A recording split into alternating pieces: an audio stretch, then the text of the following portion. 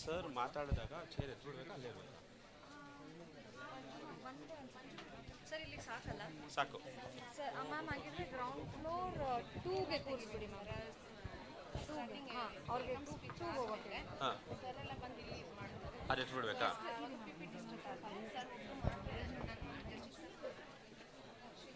ಬಾಬು ಇವ್ರನ್ನ ಕರಿ, ನಮ್ಮ ಎಫ್ ಎಮ್ ಡಿ ಮ್ಯಾನೇಜರ್ ಕರಿ. Ma'am, yes ma'am. ಗೆಸ್ಟ್ ಇಲ್ಲಿ ಬಂದು ಕೂತ್ಕೊತಾರೆ.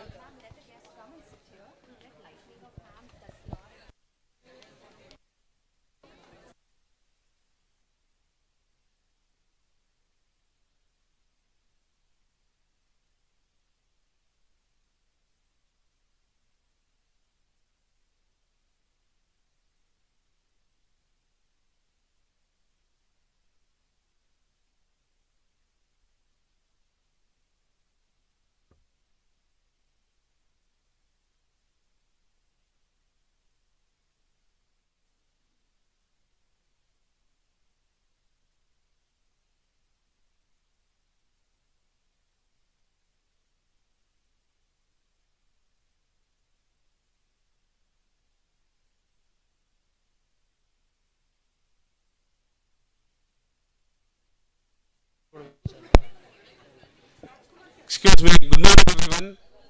Sir, I request everybody to get seated in your places.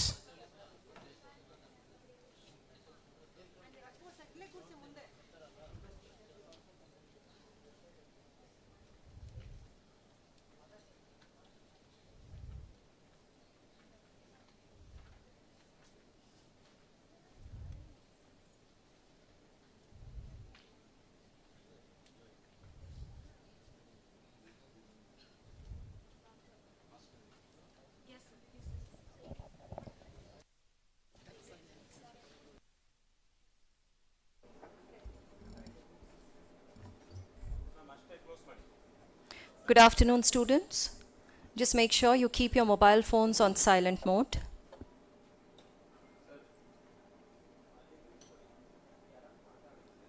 And please maintain the decorum throughout the event. Do not use your phones behind. We have a very higher ups coming for today's session. So just make sure we do not disappoint the externals here. Excuse me. I think that just 2 minutes ago she made an announcement saying that what has to be the discipline which have to be maintained when you are there in the conference hall. If people doesn't understand what she is telling, I think there is no need for you to be over here. Usage of cell phone, if I see anybody using cell phone for any purpose, it will be confiscated. If you can't sit for 1 hour without cell phone, then don't come here at all. And I don't want anybody to discuss here and there, sleeping over here, usage of phone. Please understand what is the event, and there is discipline have to be maintained. You need to maintain. If you can't maintain, then I will tell you what has to be done.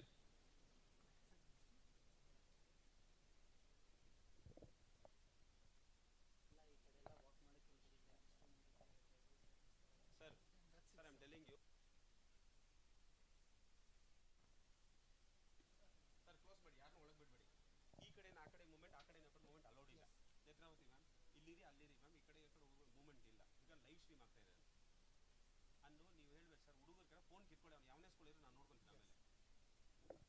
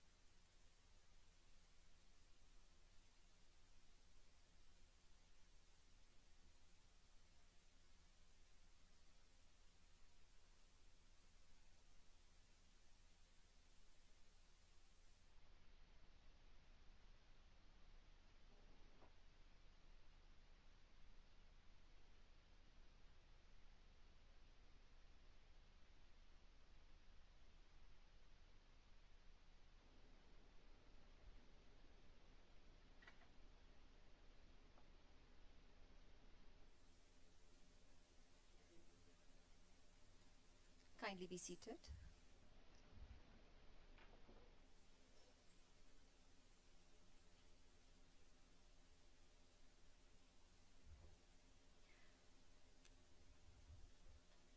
A very good morning to one and all present here. I extend a warm welcome to this Constitution Awareness Seminar organized by the Government of Karnataka by Dr. B.R. Ambedkar Training Research and Extension Center in collaboration with JAIN deemed to be university. Today we are truly honored to have with us some distinguished personalities. Honorable Mr. Justice Nagamohan Das, retired judge, High Court of Karnataka, who graces us as our chief guest.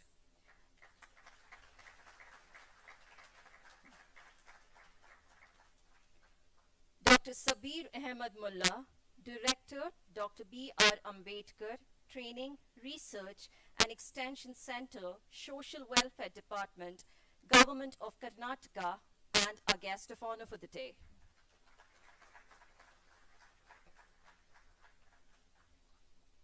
Dr. Sagar Gulati, Director, School of Computer Science and IT, Dr. Rajni Jairam, Dean of Student Affairs, JAIN University, Dr. Geeta Madhusudan, and Dr. Priyanka. I also extend a warm welcome to all our faculty members, staff, and students present here today. I request Dr. Sagar Gulati and Dr. Rajni Jairam to welcome our guest with a bouquet.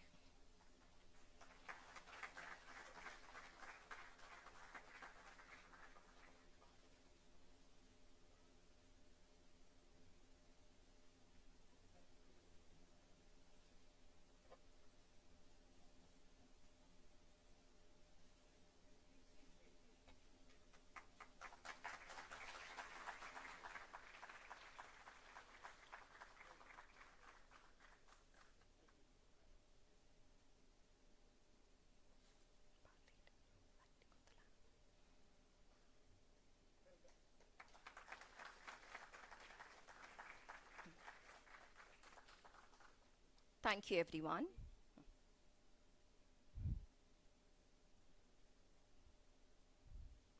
Ladies and gentlemen, we shall now begin our formal proceedings with the Karnataka state anthem. I request our technical team to play the Nagagite, and I humbly request everyone to please rise and pay respect to our state anthem.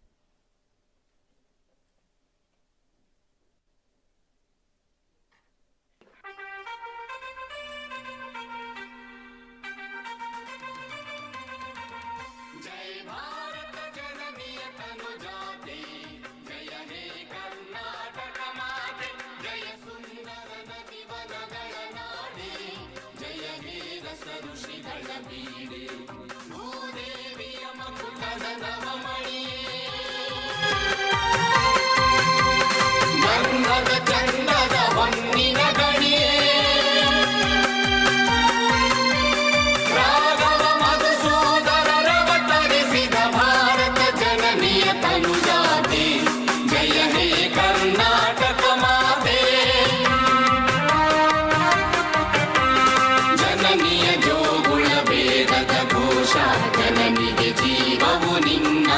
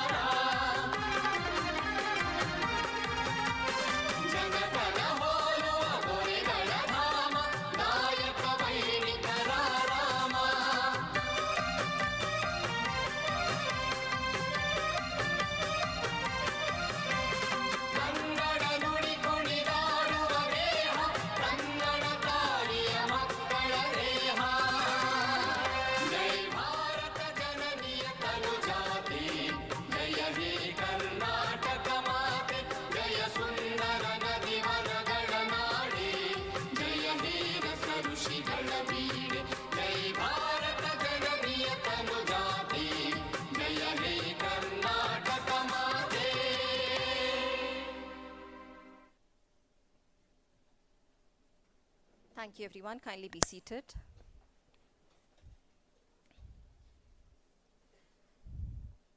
We shall now proceed with the traditional lighting ceremony, which symbolizes the dispelling of darkness and spread of knowledge and wisdom. I invite our distinguished guests to kindly come forward for the lighting of the lamp and offering of flowers to the photograph of Dr. B.R. Ambedkar, the chief architect of our Constitution.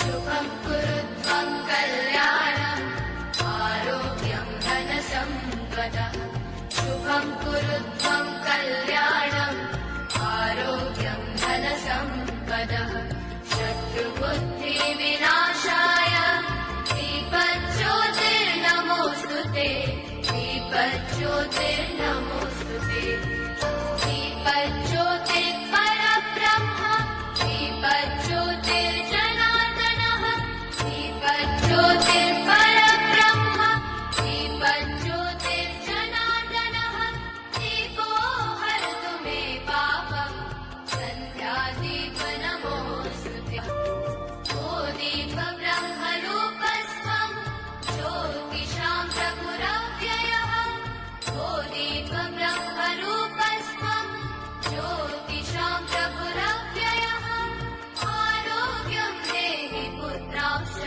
मतिं स्वच्छां मे सदा रवेरस्तं समारभ्य यावत् सूर्योदयो भवेत् रवेरस्तं समारभ्य यावत् सूर्योदयो भवेत् यस्य तिष्ठे गृहे दीपः तस्य नास्ति दरिद्रता शुभं कुरुत्वं कल्याणम् आरोग्यं धनसम्पदः शुभं कुरुत्वं कल्याणम् आरोग्यं धनसम्पदः शत्रुबुद्धिविनाशाय दीपज्योतिर्नमोऽस्तु ते दीपज्योतिर्नमोऽस्तु ते शुभं कुरुत्वं कल्याणम् आरोग्यं धनसम्पदः. Thank you, everyone. Kindly be seated. This auspicious beginning sets the tone for our enlightening seminar on constitutional awareness.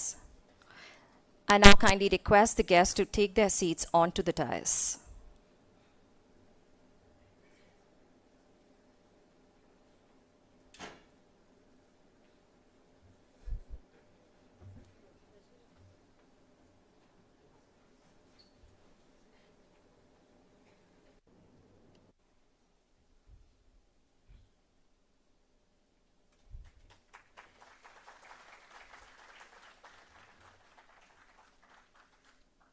Now I have the privilege to invite Dr. Sabeer, Dr. Sabeer Ahmed Mulla. Over to you, sir.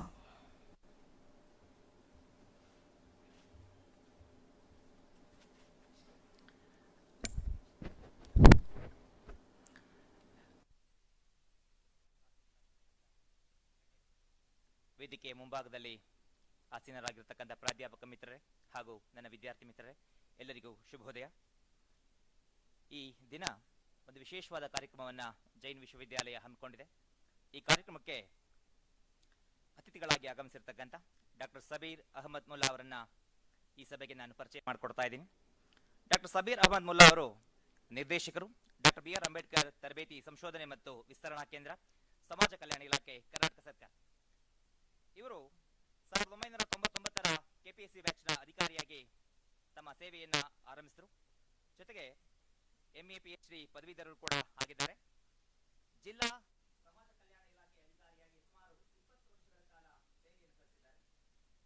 2006ರಿಂದ 2009ರವರೆಗೆ ಗದಗದಲ್ಲಿ, 2009ರಿಂದ 2012ರವರೆಗೆ ಧಾರವಾಡದಲ್ಲಿ, 2012ರಿಂದ 2015ರವರೆಗೆ ಮಂಗಳೂರಿನಲ್ಲಿ ಹಿಂದುಳಿದ ವರ್ಗಗಳ ಮತ್ತು ಸಮಾಜ ಕಲ್ಯಾಣ ಇಲಾಖೆ ಹಾಗೂ ಅಲ್ಪಸಂಖ್ಯಾತ ಇಲಾಖೆ, ಬುಡಕಟ್ಟು ಇಲಾಖೆಗಳಲ್ಲಿ ಜಿಲ್ಲಾ ಅಧಿಕಾರಿಯಾಗಿ ಸೇವೆಯನ್ನು ಸಲ್ಲಿಸಿದ್ದಾರೆ. ಹಿಂದುಳಿದ ವರ್ಗ, ಸಮಾಜ ಕಲ್ಯಾಣ ಇಲಾಖೆ, ಅಲ್ಪಸಂಖ್ಯಾತ ಇಲಾಖೆಯಲ್ಲಿ ಉಪನಿರ್ದೇಶಕರಾಗಿ, ಜಂಟಿ ಮತ್ತು ನಿರ್ದೇಶಕರಾಗಿ ವಿವಿಧ ಇಲಾಖೆಗಳಲ್ಲಿ ಕಾರ್ಯನಿರ್ವಹಿಸಿದ್ದಾರೆ.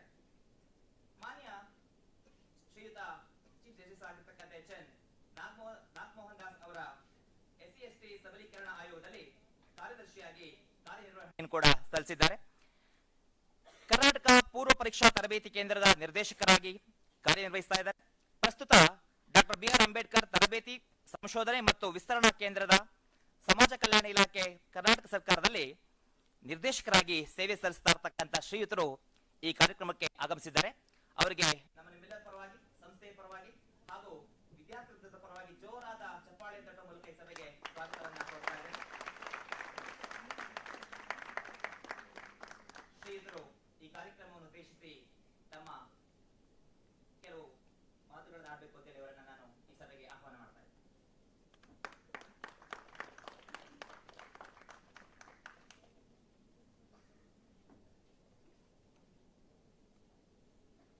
ಎಲ್ಲರಿಗೂ ನಮಸ್ಕಾರ. ವೇದಿಕೆ ಮೇಲೆ ಉಪಸ್ಥಿತರಿರುವಂಥ ಗೌರವಾನ್ವಿತ ನ್ಯಾಯಮೂರ್ತಿಗಳಾದಂಥ Ahmed ಆಗ್ತಾ ಇದೆ. ಇವತ್ತು ಈ ಒಂದು ಸಂಸ್ಥೆಯ ಡೀನ್ ಮೇಡಮ್ ಅವರೇ, ಮುಲಾಡಿ ಸರ್ ಅವರೇ ಹಾಗೂ ಹಿರಿಯ ಪ್ರಾಧ್ಯಾಪಕರುಗಳೇ, ಆತ್ಮೀಯ ವಿದ್ಯಾರ್ಥಿನಿಯರೇ, ಈಗಾಗಲೇ ತಮಗೆ ಗೊತ್ತಿದೆ, ತಮ್ಮ ಒಂದು ಸಂಸ್ಥೆಯ ಪ್ರಮುಖರು ತಮಗೆ ಈಗಾಗಲೇ ಹೇಳಿ ಈ ಕಾರ್ಯಕ್ರಮ ಏನಿದೆ, ತಾವು ಯಾಕೆ ಇಲ್ಲಿ ಸೇರಿದಿರಿ ಅಂತ ತಮಗೆ ಪರಿಚಯ ಮಾಡಿಕೊಟ್ಟಿದ್ದಾರೆ ಅಂತ ನಾನು ಭಾವಿಸ್ತೀನಿ. ಮುಖ್ಯವಾಗಿ ನಾನು ಪ್ರಾಸ್ತಾವಿಕವಾಗಿ ಒಂದು 2 ವಿಷಯಗಳನ್ನು ನಾನು ಮಾತಾಡಲಿಕ್ಕೆ ಇಲ್ಲಿ ನಾನು ಬಯಸ್ತಾ ಇದ್ದೀನಿ. Doctor BR Ambedkar research institute ಇದು ಒಂದು ಸರ್ಕಾರದ ಒಂದು ಸಮಾಜ ಕಲ್ಯಾಣ ಇಲಾಖೆಯ ಒಂದು ಅಂಗಸಂಸ್ಥೆ. ಡಾಕ್ಟರ್ ಬಾಬಾ ಸಾಹೇಬ ಅಂಬೇಡ್ಕರ್ ಏನಿದ್ದಾರೆ ಅವರ ಬದುಕು ಬರಹ ವಿಚಾರಧಾರೆಗಳನ್ನು ಪ್ರಸರಿಸುವುದು, ಇದರ ಬಗ್ಗೆ ಜನರಿಗೆ ತಿಳುವಳಿಕೆ ಮೂಡಿಸೋದು ಅಂತ ಕಾರ್ಯಕ್ರಮ ಏನಂದರೆ ನಮ್ಮ ಒಂದು ಸಂಸ್ಥೆ ಮಾಡ್ತದೆ. ಜೊತೆಗೆ ಸಂವಿಧಾನದ ಬಗ್ಗೆ ಅರಿವು ಮೂಡಿಸುವಂಥದ್ದು, ಸಂವಿಧಾನದ ವಿವಿಧ ಒಂದು ಘಟ್ಟಗಳ ಬಗ್ಗೆ ಸಾಕಷ್ಟು ಮಾಹಿತಿಯನ್ನು ಏನಂತಂದರೆ ನಮ್ಮ ಯೂತ್ ಮತ್ತು ಸಮಾಜದಲ್ಲಿ ಬೇರೆ ಬೇರೆ ವರ್ಗಗಳಿಗೆ ತಿಳಿಸುವಂಥ ಜವಾಬ್ದಾರಿನೂ ಕೂಡ ಏನಂದರೆ ನಮ್ಮ ಸಂಸ್ಥೆ ಮಾಡ್ತಾ ಇದೆ. ಈ ನಿಟ್ಟಿನಲ್ಲಿ ಏನಂದರೆ ನಾವು ಒಂದು ಹೊಸ ಅಭಿಯಾನ ಥರ ನಾವು ಮಾಡ್ಕೊಂಡಿದ್ದೀವಿ. ಮಾನ್ಯ ನ್ಯಾಯಮೂರ್ತಿಗಳು ಏನು ತಮ್ಮ ಮುಂದೆ ಕೂತಿದ್ದಾರೆ, ಸರ್ ಏನಂತ ನಾಗಮೋಹನ್ ಅಂದರೆ ತಮಗೇನು ಪರಿಚಯ ಇಲ್ಲದ ಏನೋ ಹೆಸರಲ್ಲ. ಈಗಾಗಲೇ ಮೇಡಮ್ ಅವರು ಅಲ್ಲಿ ಇಂಟ್ರಾಕ್ಷನ್ ಮಾಡ್ತಿರ್ಬೇಕಾದ್ರೆ ಹೇಳ್ತಾ ಇದ್ರು, ಸರ್ ನಾವು ತಮ್ಮ ಜೊತೆಗೆ ತಮ್ಮ ಬಗ್ಗೆ ಕೇಳಿದ್ದೀವಿ, ಓದಿದ್ದೀವಿ, ನೋಡಿದ್ದೀವಿ, ಇವತ್ತು ಒಂದು ಅವಕಾಶ ಸಿಕ್ತು ಅಂತ. ಯಾಕಂದರೆ ಸಾಕಷ್ಟು ಆಯೋಗಗಳನ್ನು ಸರ್ಕಾರ ರಚಿಸಿದಾಗ ಮೊದಲು ಕಾಣುವಂಥ ಹೆಸರು ಅಥವಾ ಅರ್ಹರ ಪಟ್ಟಿಯಲ್ಲಿ ಅದಕ್ಕೆ ಅರ್ಹ ಇರುವಂಥ ಹೆಸರು ಅಂತಂದರೆ ಜಸ್ಟಿಸ್ ನಾಗಮೋಹನ್ ಸಾಹೇಬರು. ಸಾಕಷ್ಟು ಬ್ಯುಸಿ ಇರ್ತಾರೆ ಸರ್. ಬ್ಯುಸಿ ಇದ್ದಾಗೂ ನಾವು ರಿಕ್ವೆಸ್ಟ್ ಮಾಡ್ಕೊಂಡಿದ್ದೀವಿ. ಆವಾಗ ಏನಂದರೆ ಅವ್ರು ಒಪ್ಪಿ ಬಂದಿದ್ದಾರೆ. ಈ ಥರ ನಾವು ಬೇರೆ ಬೇರೆ ಯೂನಿವರ್ಸಿಟಿಗಳಿಗೆ ಹೋದಾಗೂ ಕೂಡ ಅವರು ಸರ್ ಮಕ್ಕಳ ಜೊತೆಗೆ ಇಂಟ್ರಾಕ್ಷನ್ ಮಾಡಿ ಇದು ಮಾಡ್ತಾರೆ. ವಿಚಾರ ಇಷ್ಟೇ, ಈ ಥರ ಏನೋ ಒಂದು ಆಯೋಗದ ಒಂದು ವರದಿ ಮಾಡಬೇಕಾದ್ರೆ ಸರ್ಕಾರ ಏನಂದರೆ ಸರ್ಗೆ ರಿಕ್ವೆಸ್ಟ್ ಮಾಡ್ತದೆ. ಸರ್ ಏನಂತಂದರೆ ಹಗಲು ರಾತ್ರಿ ಆ ಒಂದು ಕೊಟ್ಟಂಥ ಜವಾಬ್ದಾರಿ ಅದು ನಿರ್ವಹಿಸಿ ಏನಂದರೆ ಸರ್ಕಾರಕ್ಕೆ ವರದಿ ಕೊಡ್ತಾರೆ. ಸರ್ಕಾರ ಅಷ್ಟೇ ಸೀರಿಯಸ್ ಆಗಿ ಆ ವರದಿಯನ್ನು ತೆಗೆದುಕೊಂಡು ಅಲ್ಲಿ ಆ ಸಮುದಾಯಕ್ಕೆ ಅಥವಾ ಆ ವರದಿ ಏನು ಉದ್ದೇಶ ಇದೆ ಅದು ಈಡೇರಿಸಿರೋದು ನಾವು ನೋಡಿದ್ದೀವಿ. ತಮಗೆಲ್ಲರೂ ಗೊತ್ತಿದೆ ವಿದ್ಯಾರ್ಥಿಗಳಿಗೆ ಏನಂತಂದರೆ ಕರೋನಾ ಟೈಮ್ ನಾವು ಮರೀಲಿಕ್ಕೆ ಸಾಧ್ಯ ಇಲ್ಲ. ಯಾಕಂದರೆ ನಮ್ಮ ಒಂದು ಜೀವಿತಾವಧಿಯಲ್ಲಿ ಕರೋನಾ ಬರ್ತದೆ ಅಂತ ನಾವು ಅಂದ್ಕೊಂಡಿರಲಿಲ್ಲ. ಬಂದು ಹೋದ ನಂತರನೂ ಇವತ್ತು ನಾವು ನೋಡಿದಾಗ ಈಗ ತಾವೇನು ಅಕ್ಕಪಕ್ಕ ಕೂತಿದ್ರಿ, ಈ ಥರ ಕೂಡ್ಲಿಕ್ಕೂ ಬಿಡ್ತಿರ್ಲಿಲ್ಲ. ಸೋಷಿಯಲ್ ಏನಂತಂದರೆ ಏನದು ಸೋಷಿಯಲ್ ಡಿಸ್ಟೆನ್ಸಿಂಗ್ ಇತ್ತು. ನಂತರ ಏನು ಎಲ್ಲರೂ ಮಾಸ್ಕ್ ಹಾಕ್ಕೊಂಡು ನಾವು ಓಡಾಡ್ತಾ ಇದ್ದೀವಿ.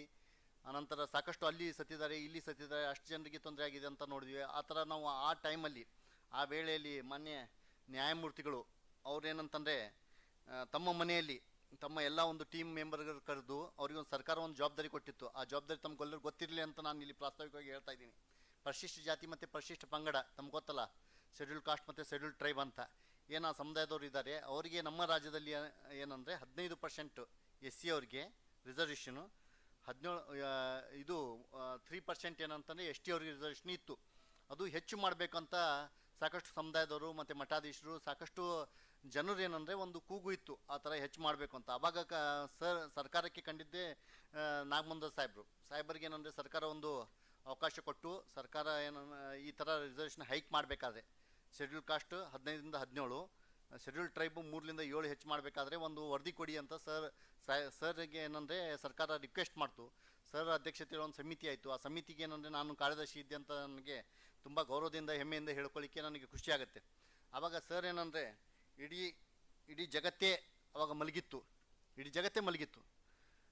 ಗೊತ್ತಲ್ಲ ತಮಗೆ, ಅಮೇರಿಕಾದಲ್ಲಿ ಎಷ್ಟೋ ಇದು ಆಗ್ತಾ ಇದ್ದಾವೆ, ಅಲ್ಲಿ ಇದಾಗಿದೆ, ಈ ಥರ ಆಗಿದೆ, ಚೀನಾದಲ್ಲಿ ಆಗಿದೆ ಅಂತ ಹೇಳಿ ನಾವು ನೋಡ್ತಾ ಇದ್ದೀವಿ.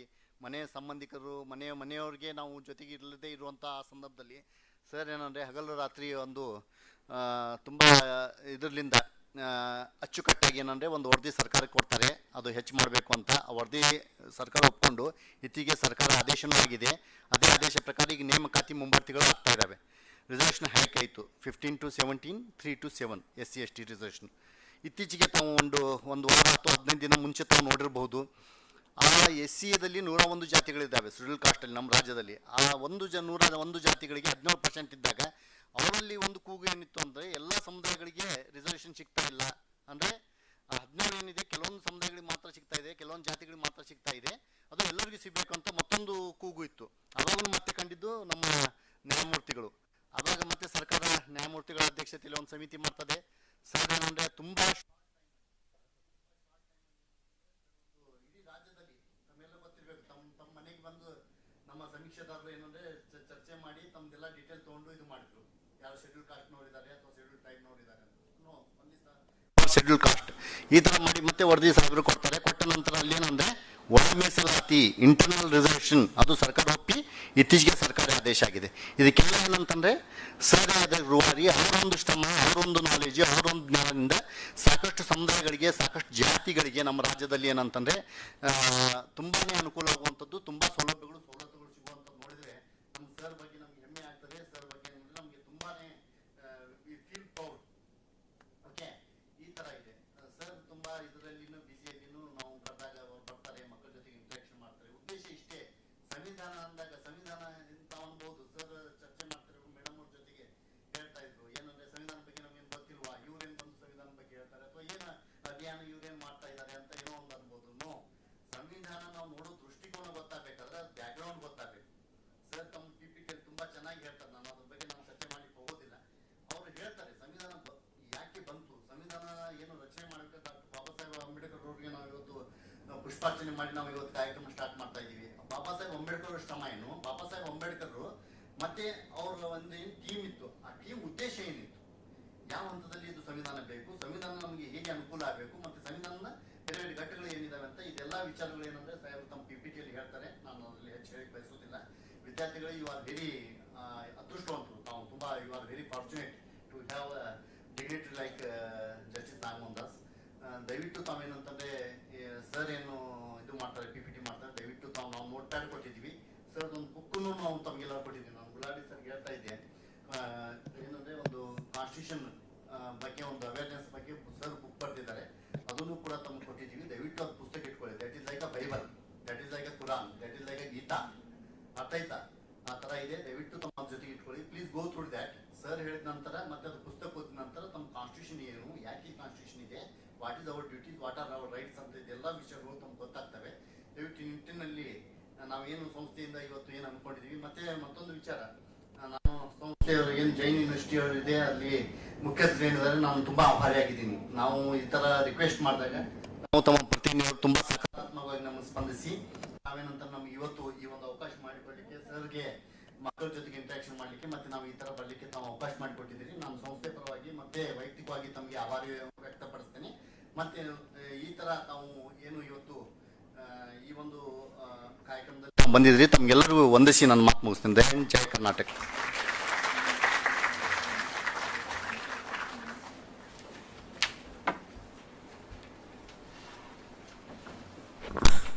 ಸಂವಿಧಾನದ ಕುರಿತಾದ ಜಾಗೃತಿ ಉಪನ್ಯಾಸಕ್ಕೆ ಆಗಮಿಸಿ ಈ ಕಾರ್ಯಕ್ರಮದ ಕುರಿತಾದಂತಹ ಆಶಯ ನುಡಿಗಳನ್ನು ಮತ್ತು ಈ ಕಾರ್ಯಕ್ರಮ ಯಾಕೆ ವಿದ್ಯಾರ್ಥಿಗಳಿಗೆ ಬಹಳ ಮುಖ್ಯ ಅನ್ನುವಂತಹ ಸಂಗತಿಯನ್ನು ಅತ್ಯಂತ ಚುಟುಕಾಗಿ ನಮ್ಮ ಮುಂದೆ ಪ್ರಸ್ತುತಪಡಿಸಿದಂಥ ನಿರ್ದೇಶಕರು ಡಾಕ್ಟರ್ ಸಬೀರ್ ಅಹಮದ್ ಮುಲ್ಲಾ ಅವರಿಗೆ ಜೈನ್ ವಿದ್ಯಾಸಂಸ್ಥೆ ಪರವಾಗಿ ಹಾಗೂ ಸಕಲ ಅಧ್ಯಾಪಕ ವೃಂದದ ಪರವಾಗಿ ಹಾಗೂ ಸಂಸ್ಥೆಯ ಸಂಸ್ಥಾಪಕರ ಪರವಾಗಿ ತುಂಬ ಹೃದಯದ ಧನ್ಯವಾದಗಳನ್ನು ನಾನು ಸಲ್ಲಿಸ್ತಾ ಇದ್ದೇನೆ.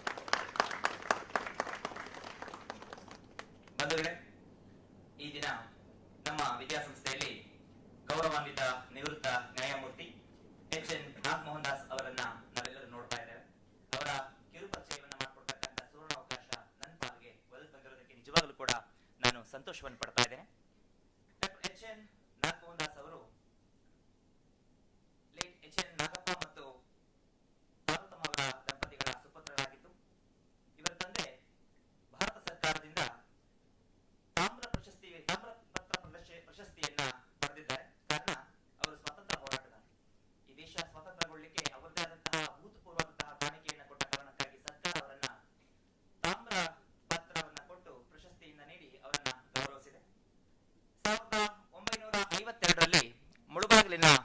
ಒಂದು ಗ್ರಾಮದಲ್ಲಿ ಹುಟ್ಟಿದಂತಹ ಇವರು ತಮ್ಮ ಪ್ರಾಥಮಿಕ ಅಭ್ಯಾಸವನ್ನ ಹೆಬ್ಬಣ್ಣಿ ಹಾಗೂ ಮುಳಬಾಗಿಲಿನಲ್ಲಿ ಪೂರೈಸಿ ಬೆಂಗಳೂರು ವಿಶ್ವವಿದ್ಯಾಲಯದಲ್ಲಿ BA LLB ಪದವಿಯನ್ನ ಗಳಿಸಿದ್ದಾರೆ.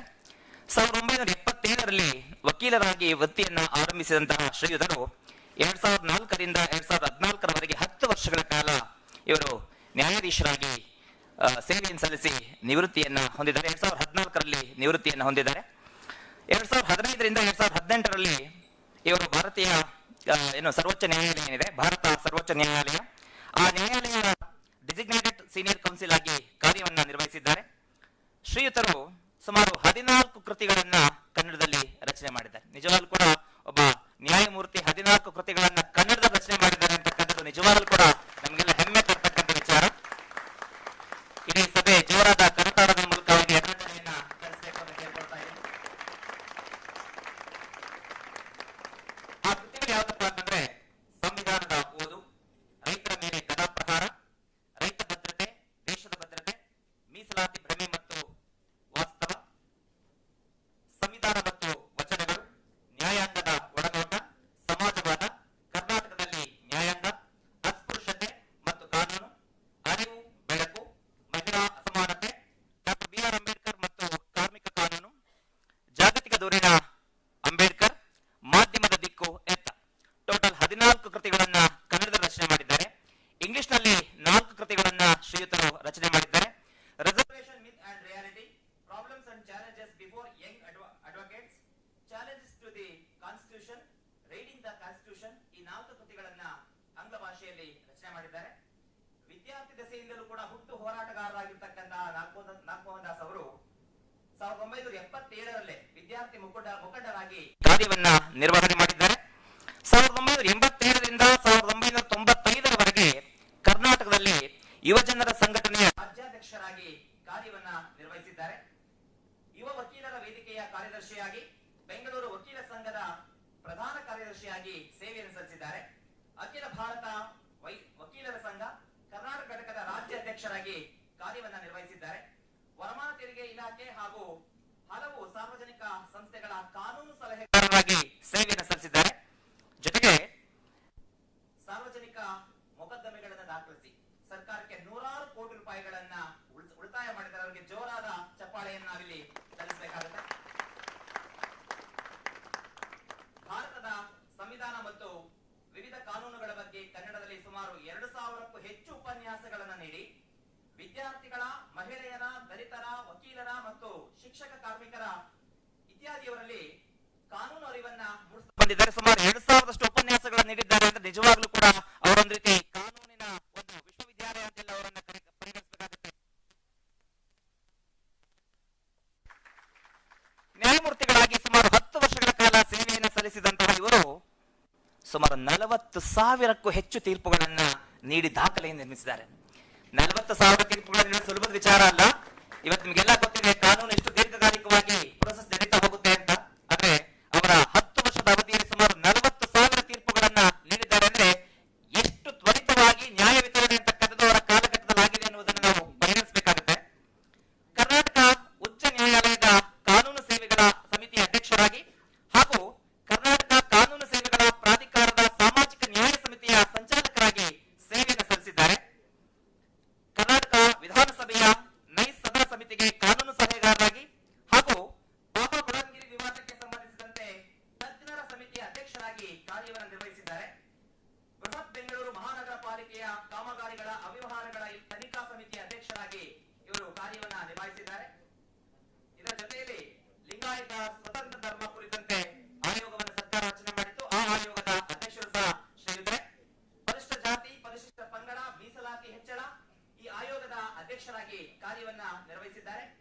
PWD BBMPಯಲ್ಲಿ ಸುಮಾರು 2019ರಿಂದ 2020ರವರೆಗೆ 2023ರವರೆಗೆ ನಡೆದಿರುವಂತಹ ಕಾಮಗಾರಿಗಳ ಅನುಷ್ಠಾನದ ಕುರಿತ ತನಿಖಾ ಆಯೋಗದಲ್ಲಿ ಶ್ರೀಯುತರು ಅಧ್ಯಕ್ಷರಾಗಿ ಸೇವೆಯನ್ನು ಸಲ್ಲಿಸಿದ್ದಾರೆ. ಪರಿಶಿಷ್ಟ ಜಾತಿ, ಒಳ ಮೀಸಲಾತಿ, ವರ್ಗೀಕರಣ ಕುರಿತು ಆಯೋಗವನ್ನೇ ಸರ್ಕಾರ ರಚನೆ ಮಾಡಿತ್ತು. ಆ ಆಯೋಗಕ್ಕೂ ಕೂಡ ಶ್ರೀಯುತರೇ ಅಧ್ಯಕ್ಷರಾಗಿ ಕಾರ್ಯವನ್ನು ನಿರ್ವಹಿಸಿದ್ದಾರೆ. ಇದರ ಜೊತೆಯಲ್ಲಿ ತುಂಬಾ ಮುಖ್ಯವಾದದ್ದು ಏನಪ್ಪಾ ಅಂತಂದ್ರೆ ಇವತ್ತೇನ್ ನಾವು ಸಂವಿಧಾನದ ಕುರಿತಾದಂತಹ ಒಂದು ಜಾಗೃತಿಯ ಉಪನ್ಯಾಸವನ್ನ ನಾವೆಲ್ಲ ಹಮ್ಮಿಕೊಂಡಿದ್ದೀವಿ. ಈ ಉಪನ್ಯಾಸಕ್ಕೆ ಮೂಲ ಕಾರಣೀಭೂತರಾಗಿರ್ತಕ್ಕಂಥವ್ರು ಕೂಡ ಶ್ರೀಯುತ ಜಸ್ಟಿಸ್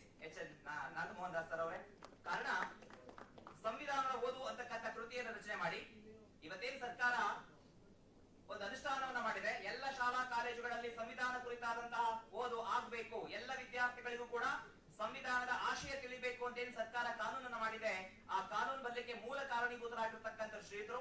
ಯಾಕೆಂದ್ರೆ ಇವರು ರಚನೆ ಮಾಡಿರ್ತಕ್ಕಂತಹ ಸಂವಿಧಾನದ ಓದು ಅನ್ನುವ ಕೃತಿ ಏನಿದೆ, ಇದು 2018ರಲ್ಲಿ ಸಂವಿಧಾನದ ಓದು ಅಭಿಯಾನ ಅಂತ ಹೇಳಿ ಒಂದು ಜಾಗೃತಿ ಅಭಿಯಾನವನ್ನಾಗಿ ಆರಂಭಿಸಿ ಇಡೀ ದೇಶದಲ್ಲಿ ಈ ಜಾಗೃತಿ ಇವತ್ತು ಮೊಳಗ್ತಾ ಇದೆ.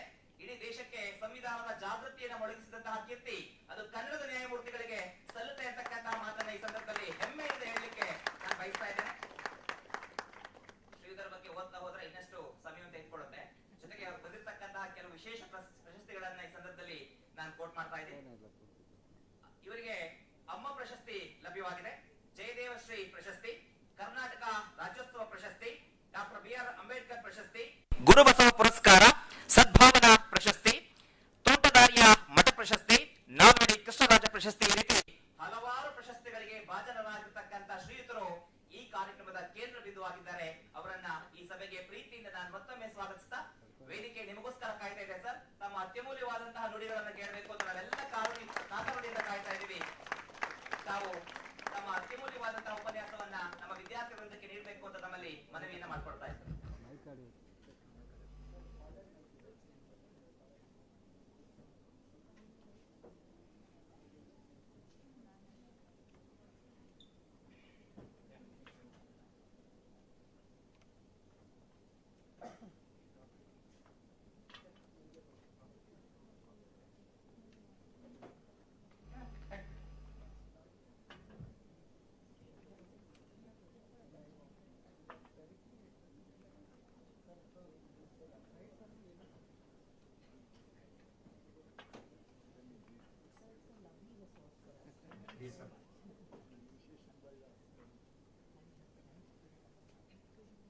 ಎಲ್ಲರಿಗೂ ನಮಸ್ಕಾರ. Respected Dr. Sabeer Ahmed Mulla, respected Sri Sagar Gulate, respected Madam Rajni Jairam, learned teachers, dear students.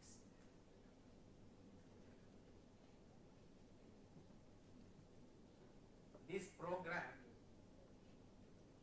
is the brainchild of Dr.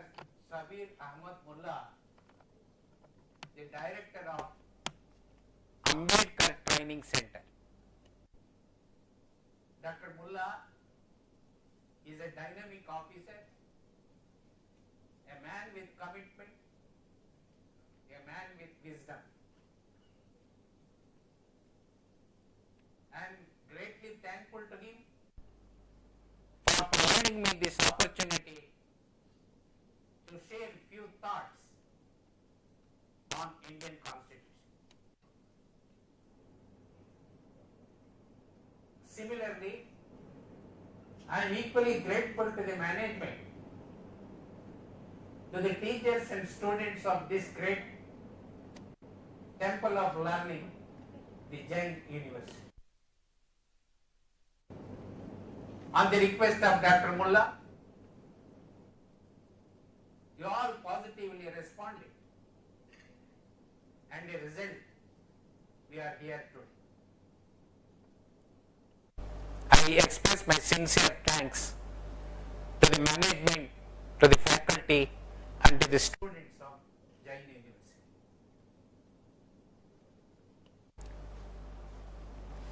As Dr. Mulla said, really I was little busy and short of time.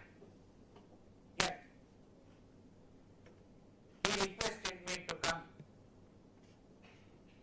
and to deliver this talk. Then I requested some time. Give me a couple of months time so that I can come next academic year. Immediately handed over the baton to Madam Rajni Jairam. She persuaded me to come to this program. Then I asked her, what is the special? No sir, in this academic year, this batch of students are extraordinarily brilliant and they are very intelligent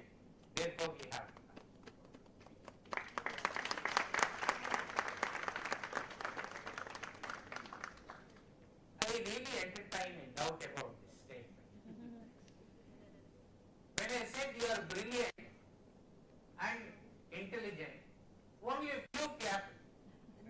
Majority of them did not respond. Therefore, I entertain a doubt. Is it possible for a judge to write a judgment when he entertains a doubt? Sir, Gulati sir, tell me sir. Is it not necessary that I should clarify my doubt? What student? What do you say? Is it not necessary or no? Necessary. Okay. Then, if I want to clarify my doubt, is it not necessary that I should conduct a test? Are you ready for a test? No. Not ready? Yes. In my case, there is a building, contains ground floor and first floor. That is a mental hospital. The patients in the ground floor, when they say yes, yes, yes, the patients in the first floor, they say no, no, no. Have you heard of this story? Please be loud. Those who say no and no, they belong to which floor? First floor. Now I understand all of you are first floor. Be that as it may. My friends, I will come to the topic.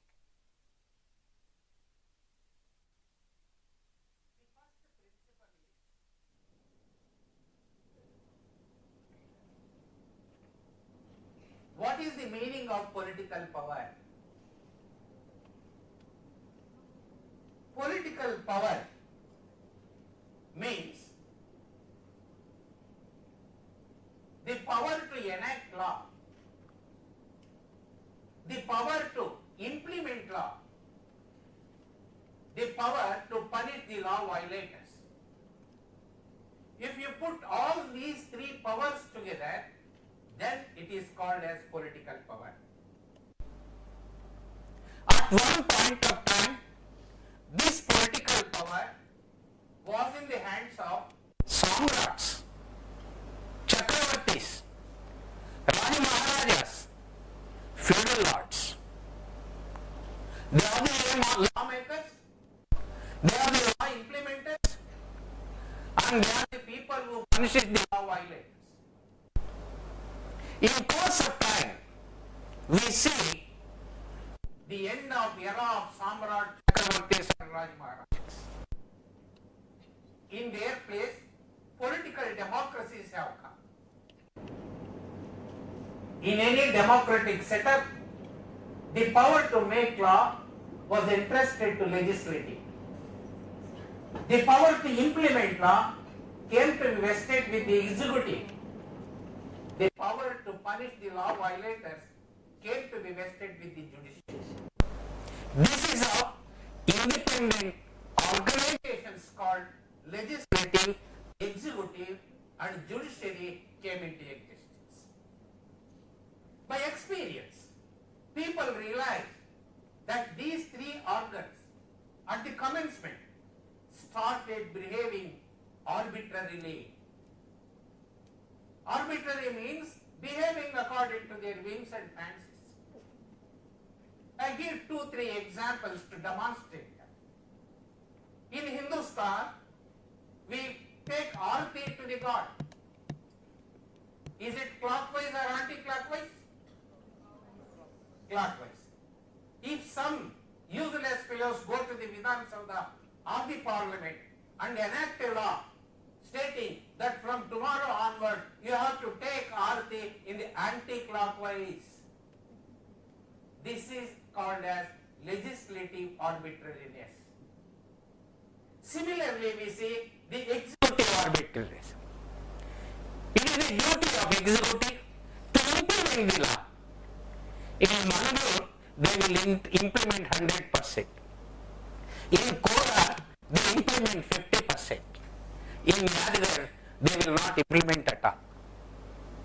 This is called as executive arbitrariness. Similarly, we see the judicial arbitrariness. A has murdered B. Case is filed against A. Charges are proved. He was convicted. Judge gives a sentence of death. Hang him till death. We can accept because A has murdered B who is an innocent. But if A commits theft of a small alternate, if judge gives death sentence, is it possible to accept? No, we can't accept it. As a civil society, for a small offense of theft of one alternate, if death sentence is given, then we cannot accept. That is called as judicial arbitrariness. In order to check this arbitrariness, people realized that they must be put on some regulation. Therefore, they framed a separate regulation for legislative, separate legislation for executive, separate legislation for judiciary. This is how rules for judiciary, rules for executive, rules for legislative came into existence. With that, they defined what are your rights. They defined what are your rights. They defined what is center. They defined what is state.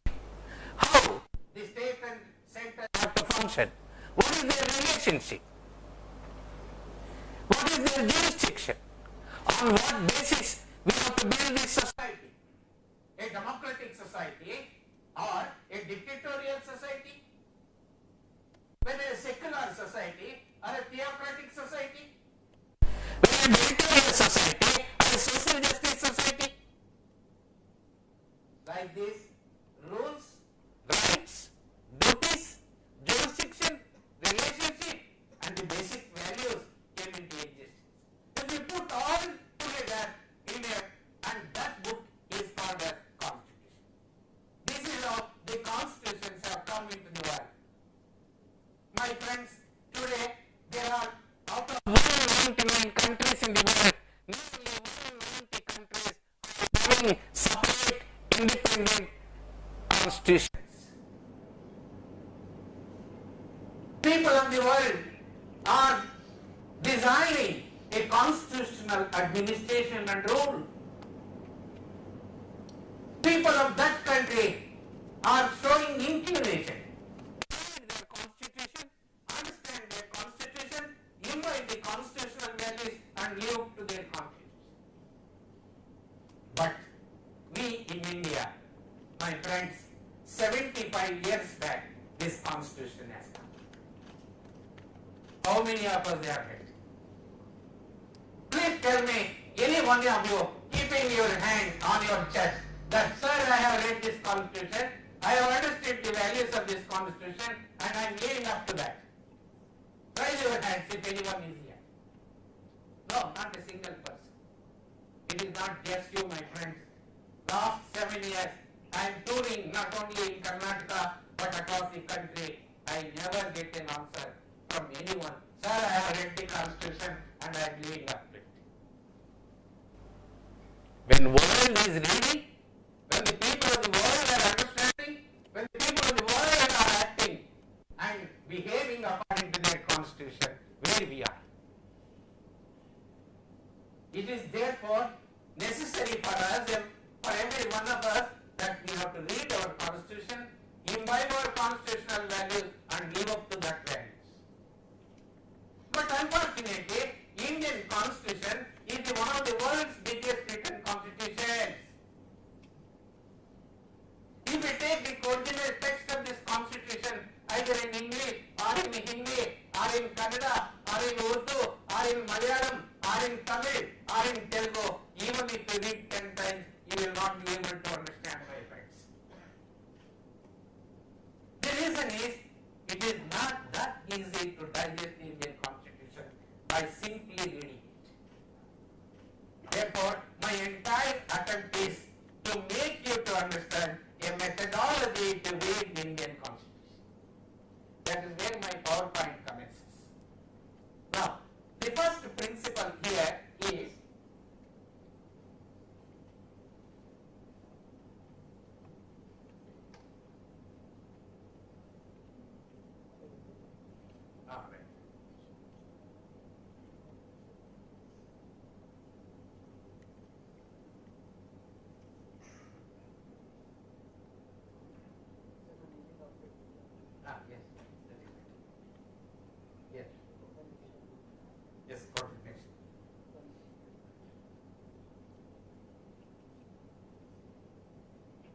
my friends, I am explaining. Here you see some pictures. Don't attempt to read it because I am explaining. Therefore, your ears must concentrate where?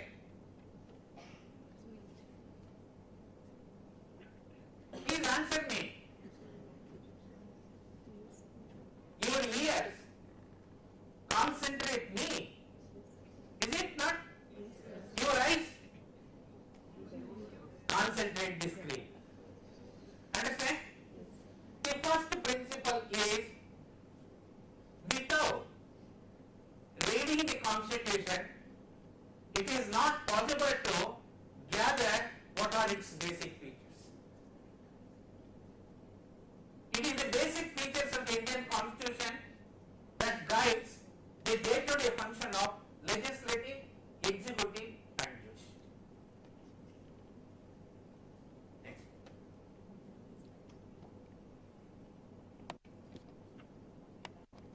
The next principle is without understanding India, it is not possible to understand the Indian Constitution. Then what is meant by understanding Constitution? India. In my childhood, my teachers have taught me history.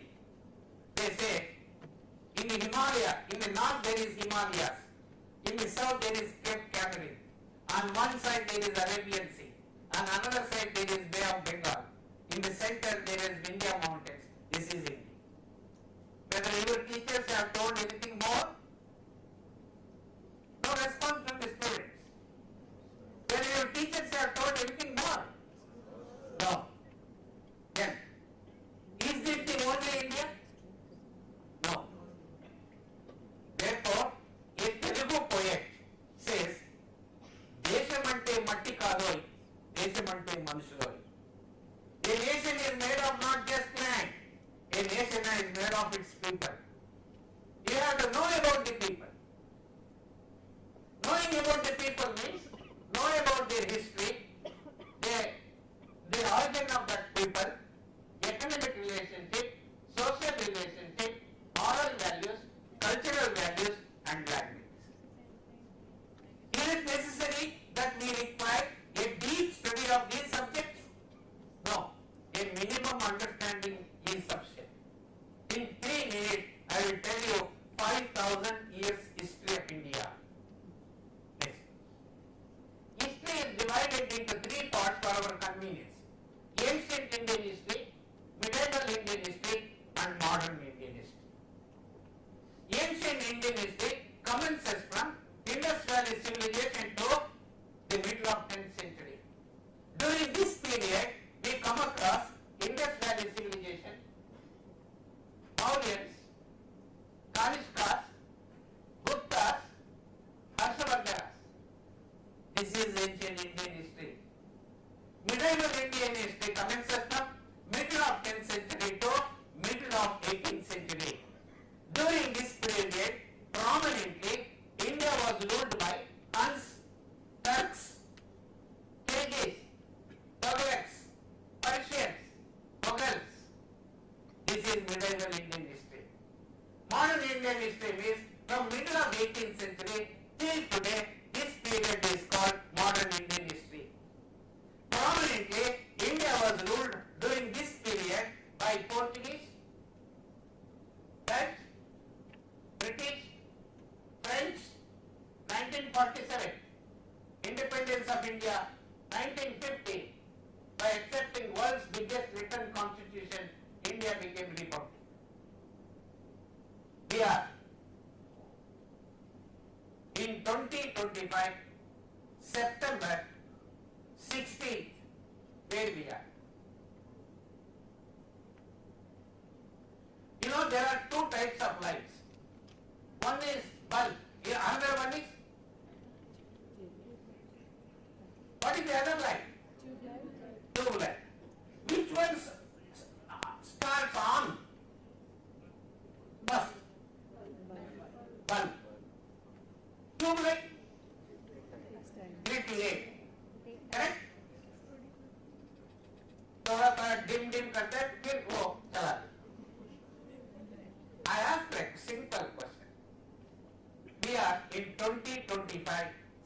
September 16th, where we are.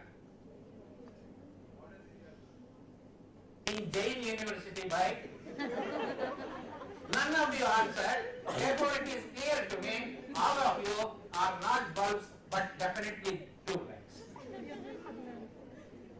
All that is, if this much of it you know, then you will know what is meant by monarchy, what is meant by colonialism, what is meant by feudalism. If you know these three things, then my friends, you will be able to understand what is democracy under the Indian Constitution. Without understanding monarchy, without understanding colonialism, feudalism, my friends, it is not possible to understand what is democracy under the Indian Constitution. Through this way, if we enter the Indian Constitution, you will be able to understand what is parliamentary democracy. The next question is, people of India, who are we? Some people to India came from outside in search of food. Some people came to India in search of fertile agriculture lands.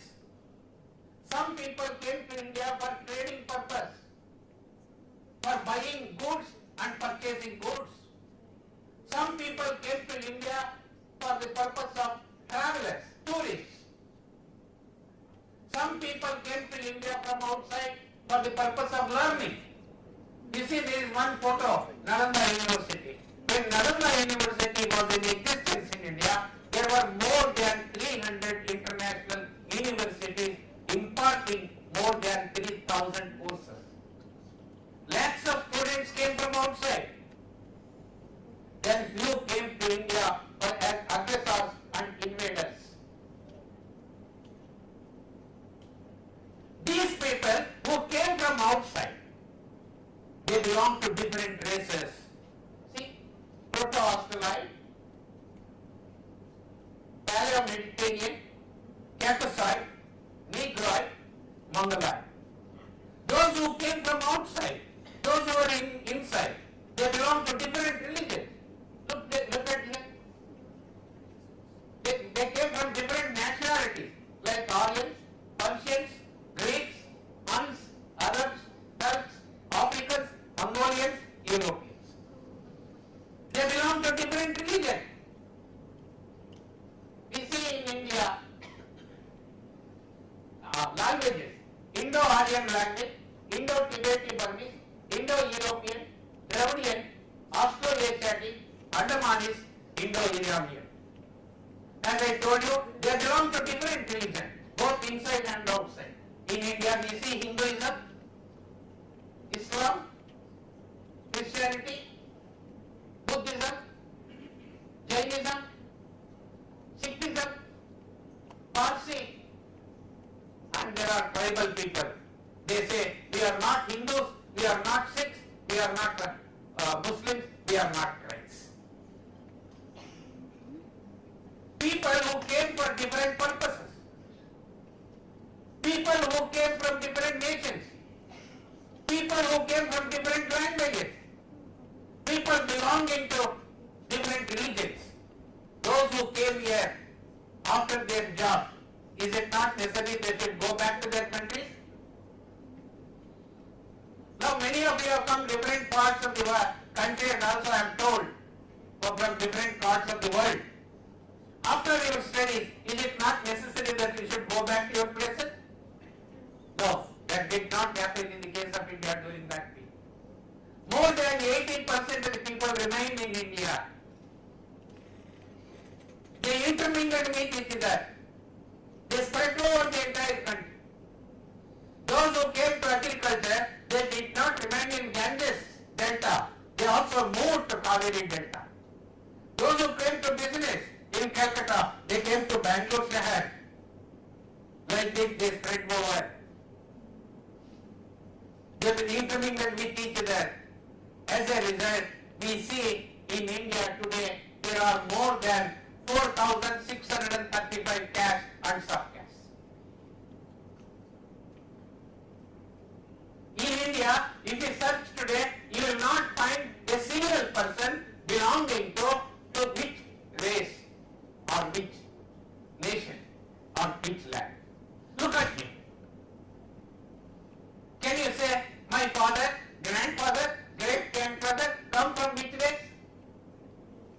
what they say? From which nationality? Whether we came from Arab or Mongolia or Europe or Africa. Can you say from which language that I came? It is equally not possible for me to say about you. But there is one common factor between you and me. What is that? No. What is my color? Huh? Can you not say what is my color? No, it is a mixed answer. Some people say brown, some people say black, some people, if I give some more drug, you'll say you're a monkey. But be that as it may, let us compromise. Can I say that I am light black? Okay? Okay. 90% of the students and teachers who are sitting here are of my color, are of my body build, are of my physical features. I am 74 years old, therefore I am little baldy, my friend. If you come to my age, you will be complete head shape.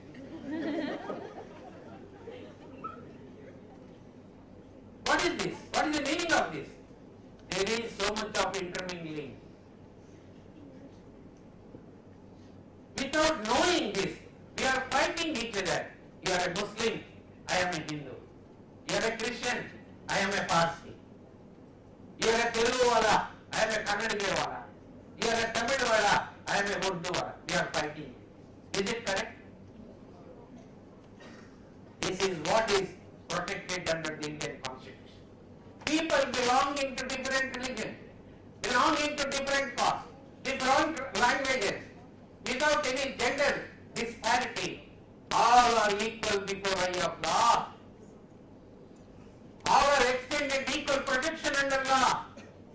All are provided with equal opportunity under law, under Article 14 and Article 15. This is how the plurality is protected under the Indian Constitution. Without knowing this, my friends, it is not possible to understand how the Indian Constitution protects the plurality in India. It is not just that. The ongoing changes are also protected under the Indian Constitution. I give my own example. My father, my grandfather, my great-grandfather, they are all devotees of Shiva. In my district, neighboring district, Kolar, for Shiva devotees, there is one fasting day in a week. You know which day? Monday, correct. My father got married, a lady from Venkateshwara family. Do you know what is the fasting day for Venkateshwara devotees? Saturday. Good. In my family, Monday and Saturday come together. When my mother came to my father's family, my grandmother was not there. My grandfather was not.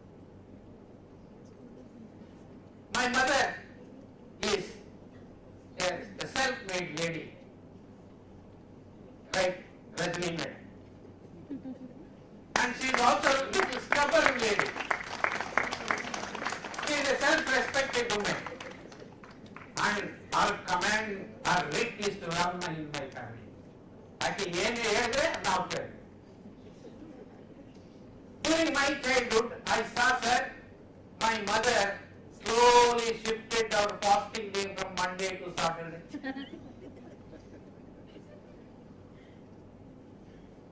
In 77, I completed law and became lawyer. In 81, I got married, sir. I got married a lady from Madanapalli in Andhra Pradesh. We commenced our family in Bangalore city because I was practicing law in Bangalore city. Even after 6 months, sir, I could not able to understand my wife.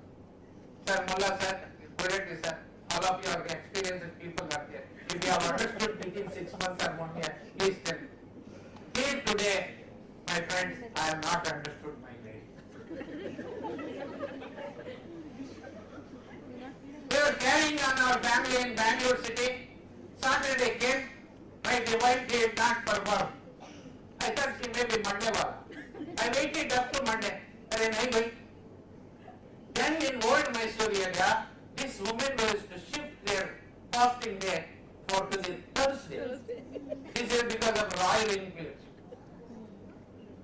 I also waited till Thursday thinking that my wife has shifted. नहीं भाई, अरे Monday नहीं, Saturday नहीं, Thursday. किस जंगल से लाया गया औरत? Sir, nearly 1 year old of relationship, my wife started quarreling with me. My wife started becoming angry, and she became very angry and very much angry. She stopped cooking. That is the day my fasting.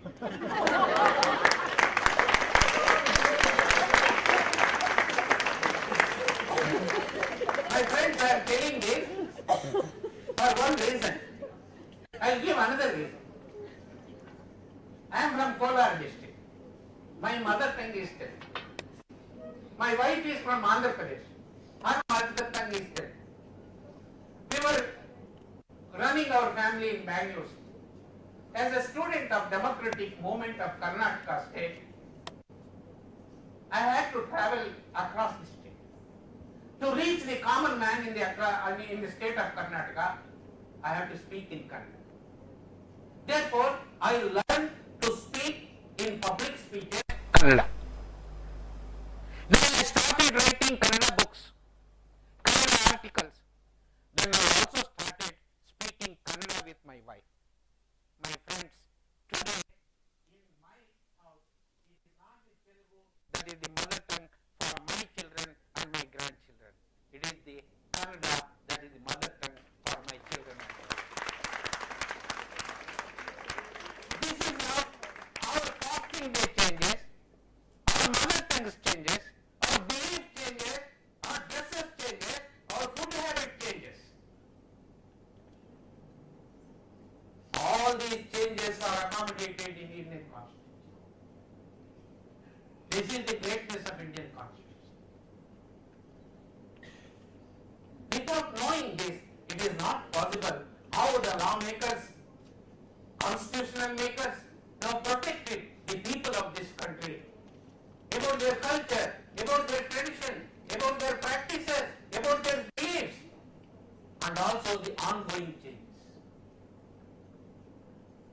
So this, if we enter the Constitution, my friends, you will be able to understand not only pluralism, but also the diversity, but also the unity in diversity. It is not just that, my friends, it also teaches us the tolerance. In one of the judgments, Justice O. Chinnapareddy, a Supreme Court judge, in one judgment, I don't want to tell the entire judgment, it's one of the wonderful judgments. If you get an opportunity, you please read. In that judgment, in the last para of that judgment, reads like this. Our tradition teaches tolerance.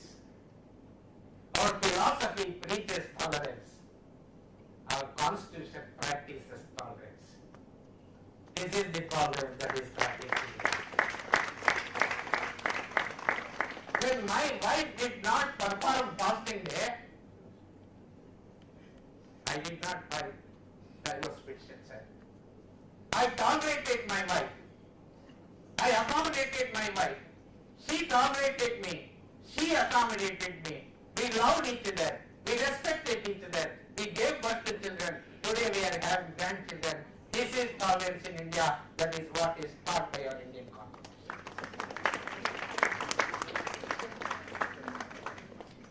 Then India is a country where there are 6,50,000 villages. Not one or two. 6,50,000. This figure may vary. Sometimes it may come up because of various land acquisitions, irrigation projects, deforestation, etc., etc., etc. Be that as it may, roughly you say that there are 6,50,000 villages. In each village, there is a boundary. The land within that boundary belongs to that village. In that village, there is a Patel, a Shandok, a Karnam, a Toti, a Tarwari, a Nirgati. Your agriculture is There were professionals, a woodcutter, a pot maker, a goldsmith, a blacksmith. There were also service providers, a hair cutter, a cloth washer, an astrologer, a teacher, a Jewish. There were exchange of goods and goods, exchange of goods and services, exchange of services and services. This was the system that was prevailing in our village system.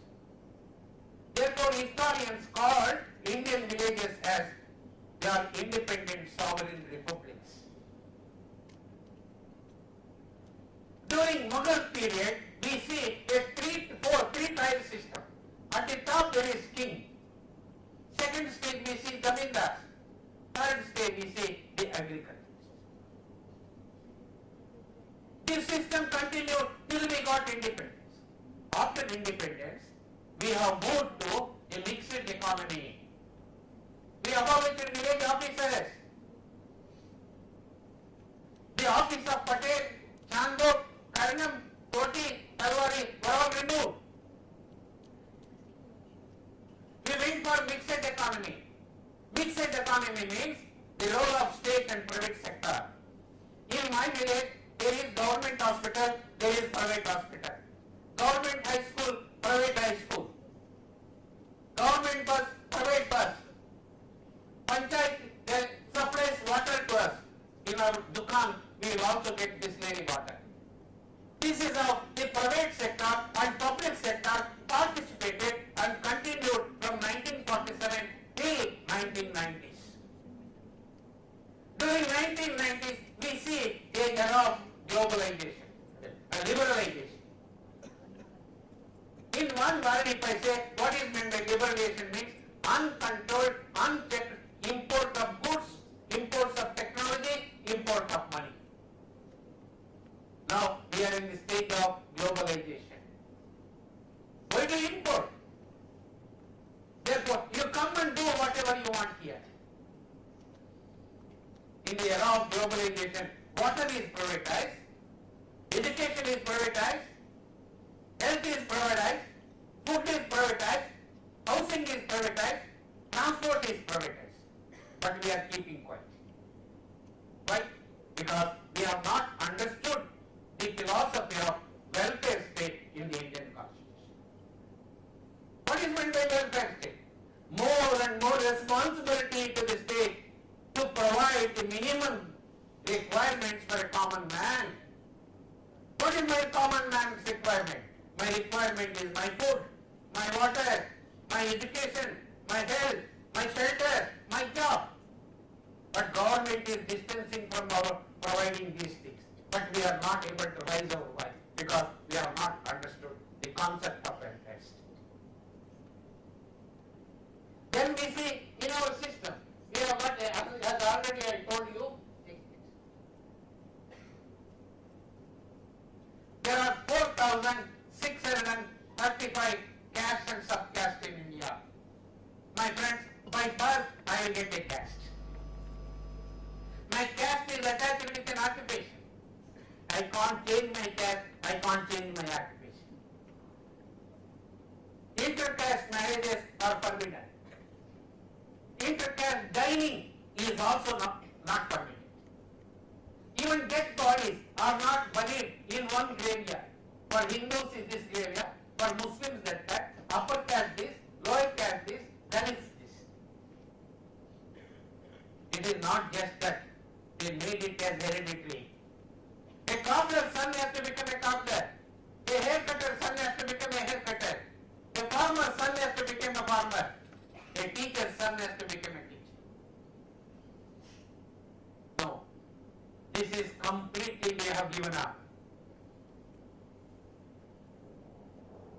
Though we are not able to destroy the caste system yet, we have to some extent diminished the caste inequality. Who is the President of India? Draupadi Murmu. She belongs to which caste? Scheduled tribe. In caste hierarchy, can you imagine a scheduled tribe to become the President of India? if it has happened, who is the cause for it? Indian cause. Who is the Prime Minister of India? What is his caste? We call it as Teli, Karnataka, oil makers. In caste system, is it possible a Teli family boy becoming the Prime Minister of India? If that has happened, this is because of Indian Constitution.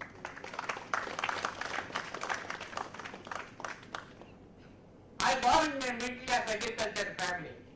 In the caste system, agriculture son shall become what? Another agriculture. But I became lawyer, I became judge, I am today before you. This is because of opportunities provided to me by my government.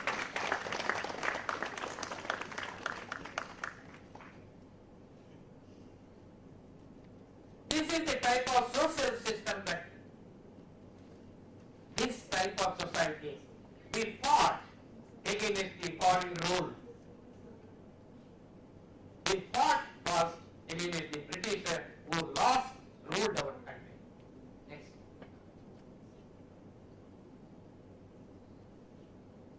Next. Yes.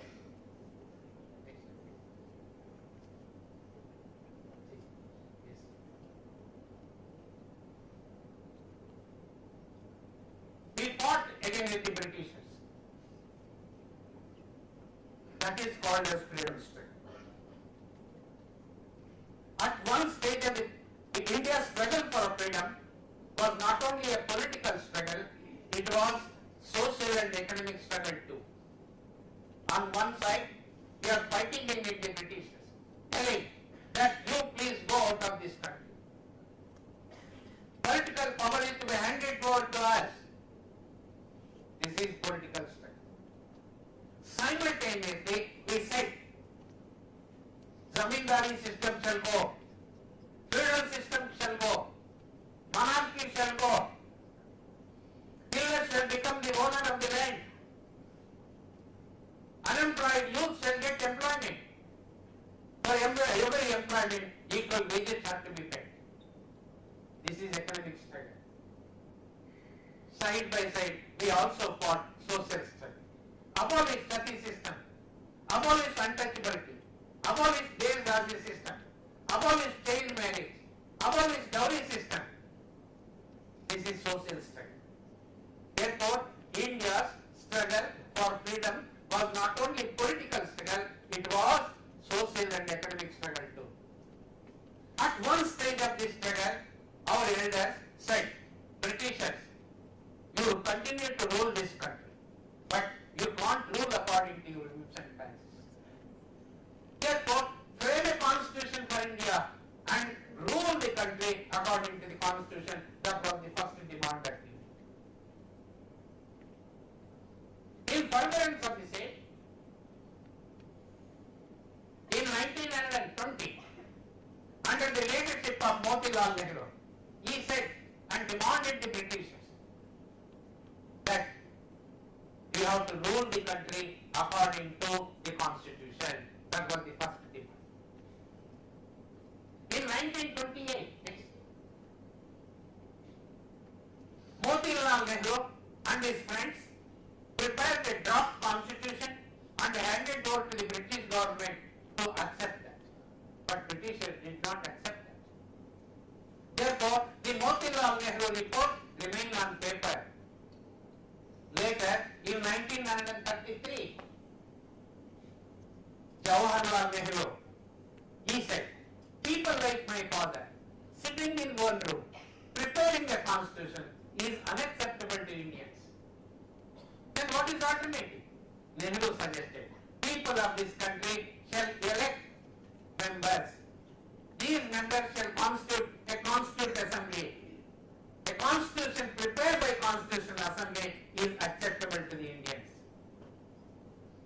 Though the Britishers accepted the demand of Jawaharlal Nehru, they did not implement it because between 1939 and 1945 there was Second World War.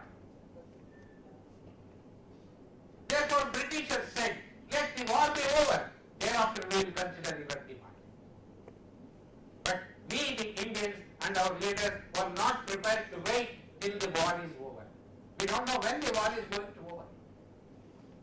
Therefore, in 1942, under the leadership of Mahatma Gandhi, a convention, a Congress Party convention was held in Bombay. There they resolved, enough is enough. We don't want any concession from the Britishers. Britishers have to quit this country.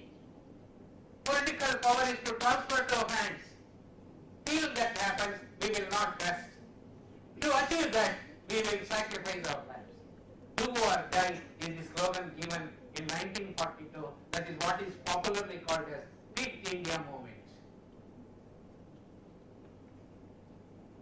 As a result of this resolution, British government arrested all the top leaders of Congress party in the country. Masses were directionless. People started taking law into their hands. Large-scale violence took place. I can quote hundreds and hundreds of events throughout the country. On one side, Second World War. On another side, in India, there is a civil disturbance and violence. The Britishers were shaken. In their mind and heart, they resolved that it is not possible in future to rule India even if the entire England comes to it. That is how in 1945, when Second World War came to an end, we see that in England elections were held, Labour Party came to the power. Next. Labour Party came to the power. Labour Party elected Clement Attlee as its Prime Minister. Clement Attlee, the Prime Minister of England, in his foreign policy relating to India, made two declarations. One, we will give independence to India. Second, we will allow the Indians to constitute assembly. This came to be implemented. As a result, way back in 1946, July, 272 elected members assembled a constitute assembly. This Constitutional Assembly, in its first meeting, elected Dr. Babu Rajendra Prasad as its chairman. There were 13 subcommittees. Most important subcommittee was Draft Constitutional Committee. Dr. Ambedkar was elected as the chairman of Draft Constitutional Committee. This Constitutional Committee worked for 2 years, 11 months and 17 days.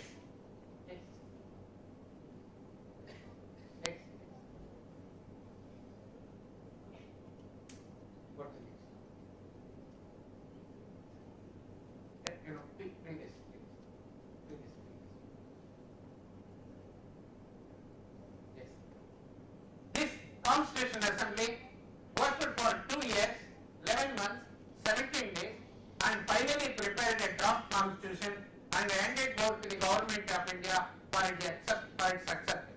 That was on 26th of November 1949. On the same day, government of India accepted the draft constitution. What is the importance of August 15th every year? Independence Day. 26th of January, 26th of November, Constitutional Day.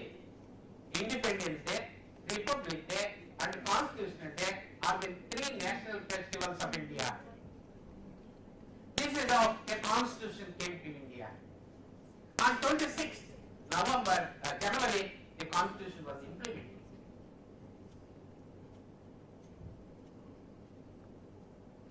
One more important thing that I want to tell at this stage is when our lawmakers, constitutional makers, were preparing the constitution, what is the factors that made an impact on them? In my reading, according to me, the first thing is, by the time our elders sat or drafting the constitution, in the world, several revolutions had taken place. Every revolution has proclaimed a vibrant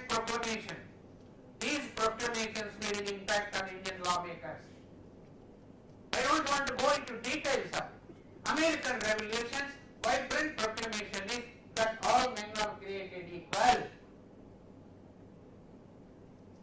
French Revolution's proclamation is liberty, equality and fraternity. Russian Revolution's proclamation is each according to his ability and each according to his. My friends, now you turn to the preamble of the Indian Constitution, you will find all these vibrant proclamations in the preamble. Then the next thing that made an impact on us, as I told you, after 1945 Second World War, people of the world resolved that no more war. All issues are to be resolved across the table. Therefore, they created the International Forum. That forum is called United Nations Organization. This United Nations Organization proclaimed human rights on December 10th, 1948. At that time, our elders were preparing the Constitution. The human rights declared by the ELO also made an impact on us and we incorporated in our Constitution. You will find in part 3 of the Indian Constitution and in part 4 of the Indian Constitution. We call it as fundamental rights. All fundamental rights included in our Constitution are human rights declared by ELO in 1940. Some of the human rights are put in part 4 of the Indian Constitution, that is directive principles of state policy. Another important question that came up for consideration is next. When we said to draft our Constitution, there were more than 66 constitutions working in the world. Ambedkar studied almost all the constitutions, gathered important things from it, and studied and applied how it can work for India. The important constitution that made an impact on us, American Constitution, French, German, Australia, Ireland, Canada. Then the other important factor that made an impact on us was during our freedom struggle. As I told you, it was political, economic and social struggle. We, the people of India, were faced certain questions. We are required to encounter certain questions. I don't want to go into details of all those things. I will only say about 3 questions. The first question that came up before us in 1945 was, after India became independent, shall we make Mahatma Gandhi an emperor, Jawaharlal Nehru a Chakravarti, Vallabh Patel a Raja? People of this country debated that question. They gave an answer. We don't want Samrats, we don't want Chakravartis, we don't want Raj Maharajas. Feudalism is to be abolished. Political power is to be transferred to the people. This is how the seeds of political democracy was sown during the freedom struggle. That finds a place in our Indian Constitution. The second question that came up before us was, after India became independent, let us declare India as a Hindu Rashtra. People of this country debated. Please remember, we the Indians have come from different races, different nationalities, different languages. We live together. Together we build this nation. Together we fought against the Britishers. Today we are getting independence. If all of us want to live peacefully, we don't want Hindu Rashtra, Islam Rashtra, Sikh Rashtra, Christ Rashtra, we want a secular state. This is how the secularism finds a place in the Indian Constitution. Then the third question that came up before us was, after India became independent, shall we hand over the political power to the people who are having the merit, those who have secured more marks, those who are having the physical strength, those who are having the money power? No, money power, muscle power, merit is not the thing. If we do that, we cannot embrace all sections of the society.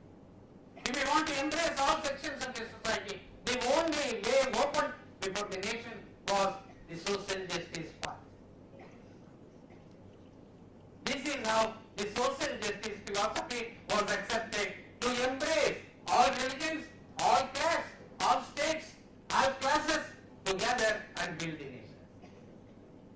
That is how the philosophy of social justice is. My friends, this is how, if we enter the constitution, you will be able to understand what is democracy, what is secularism, what is social justice, what is pluralism. Through this way you have to understand the constitution. Therefore, my first principle is know India, through that try to know Indian constitution.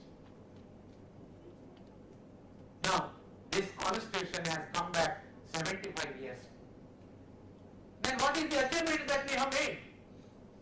My friends, before 1947, the land from Kashmir to Kanyakumari was never brought under one political rule. It was Gupta's rule, Maurya's rule, Mughals rule, British rule. After India became independent, under the Indian constitution, we have fixed a boundary. We have given a constitution, a national flag, a national anthem, a national symbol, and we have brought under one political. If real India is created, it is only, my friends, after the Indian constitution came in. Then we have abolished in our constitution the feudal system, but in its place we have built democratic institutions. We have built parliament at the center, empowering to enact law for the entire nation. We have built Vidhan Sabha here, empowering to enact law for the state legislative bodies. There is central government, state government, district administration, taluk administration, Grama Panchayati, executive bodies, Supreme Court, High Court, District Court, Taluka Court, judicial institutions. Either directly or indirectly, 146 crore population of India are participating in these democratic institutions. That is because of the reason of the Indian Constitution.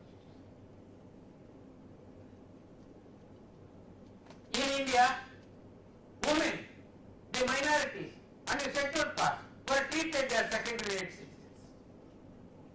But today, after India became independent, under the Constitution, we have seen a Dalit president, a Dalit deputy prime minister, chief ministers, central ministers, state ministers, IAS, IPS, IRS officers, Supreme Court, High Court, district judges. Tell me an area where Dalits have not entered, minorities have not entered, women have not entered. Recently I had been to one district headquarters to give this program. When I was in the circuit house, superintendent of police came to receive me. To my surprise, I see she was a lady. Then came the deputy collector, a lady. Then came a district judge, a lady. District collector of that district, SP of that district, DC of that district, all are women. This is India today.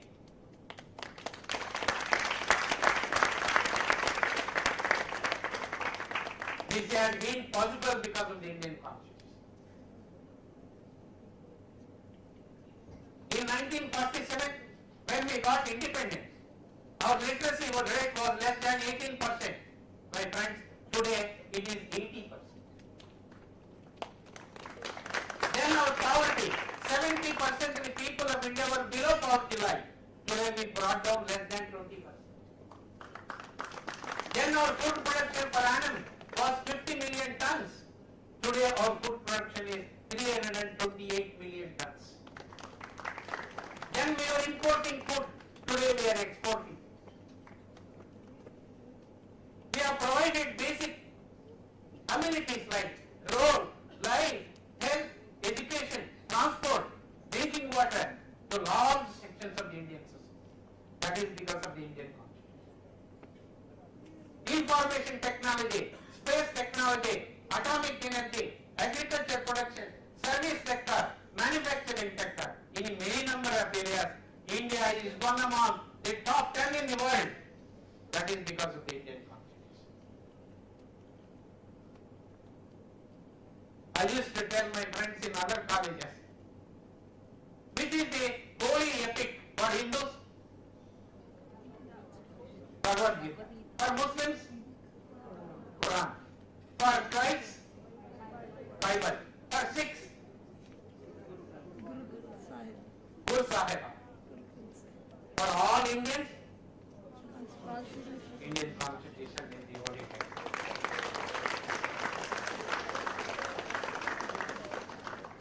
My friends, despite these achievements, nation is facing problems and challenges.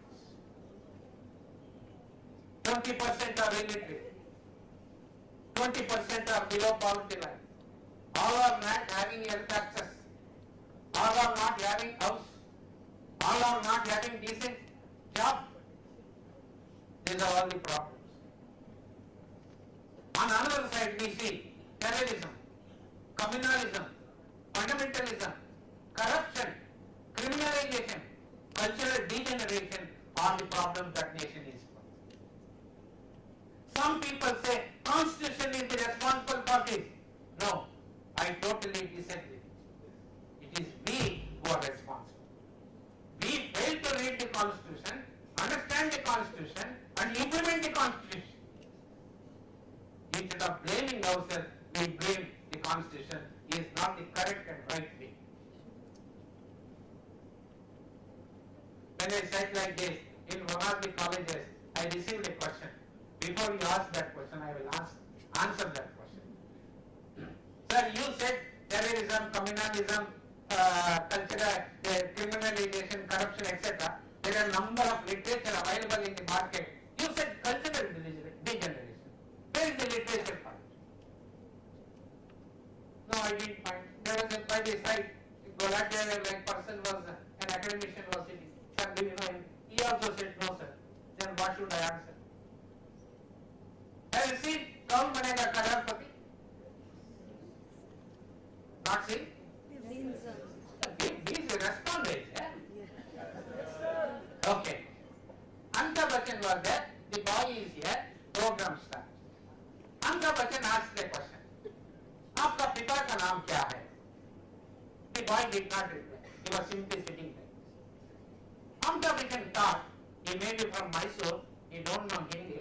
Therefore, let me ask English. Then he asked in English, what is your father's? My boy did not reply. He simply speaks. Amitabh Bachchan got angry. Useless fellow, you don't know Hindi, you don't know English, why do you came to this program? The boy got angry. Amitabh Bachchan, it is not me who is useless, it is you are useless. मैं दो language से पूछा इसमें हुआ जवाब भी नहीं दिया. Yes, when you ask a question, is it not necessary that you have to give 4 options? This I say cultural degeneration. India needs brilliant boys and girls. They alone can solve the problems and combat the challenges. But, my friends, your brilliance and intelligence alone is not sufficient. In addition to that, you require humanism. Care for teachers, care for parents, care for poor, care for nature. You must ready to sacrifice your life for the sake of society and nation. That is the type of youth we require. I have come here today to appeal to all of you to be more responsible future citizens of this country. I have come here to appeal to the teacher community here to prepare such a generation for the country. That is the need of the hour. I think let us realize this dream. Let us fulfill this task. That is our historical task. Wish you all the best. Thank you very much. I take few questions.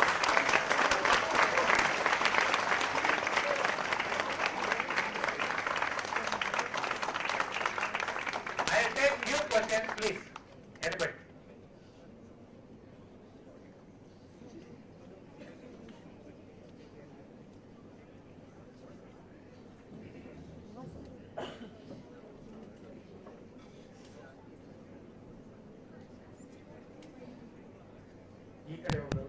Check.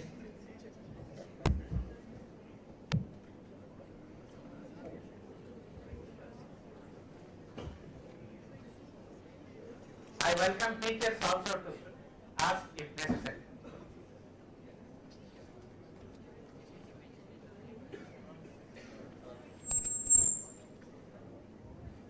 Sir, this question for you, sir. How can we bridge the gap between the ideas?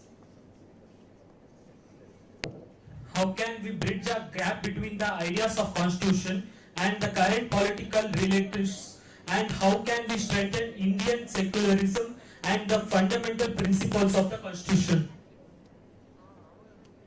Very important, please, but very important question. First, we must know what is meant by secularism. Many teachers and students across the state gave me equal treatment of all religions is secularism. In my humble opinion, that is not correct. Separation of religion from politics is secularism. State shall not have its own religion is secularism.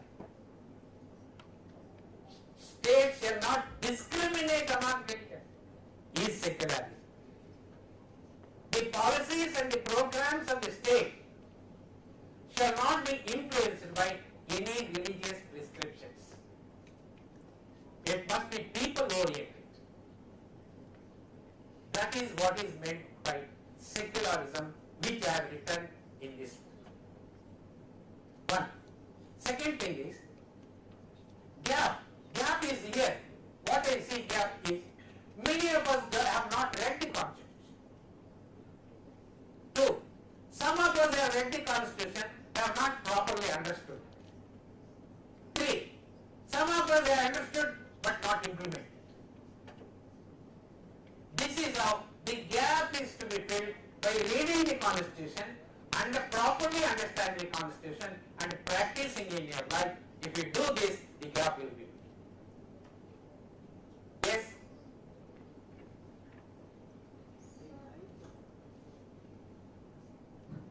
Will the Constitution adopt new technologies like AI? See, you are right. For the first time I am encountering a question on AI. See, AI is a new era, a new technological innovation. We cannot stop this. But AI can replace some of the things that we are doing. But a harmonious building of a society, harmonious building of a generation, a harmonious world peace, world development, inclusive development, AI alone is not sufficient. Please remember. We do require values. We do require certain basic principles. We do require certain basic equalities. AI will not provide that. Therefore, let AI be there. At the same time, even AI be educated on the basic values of the Indian Constitution.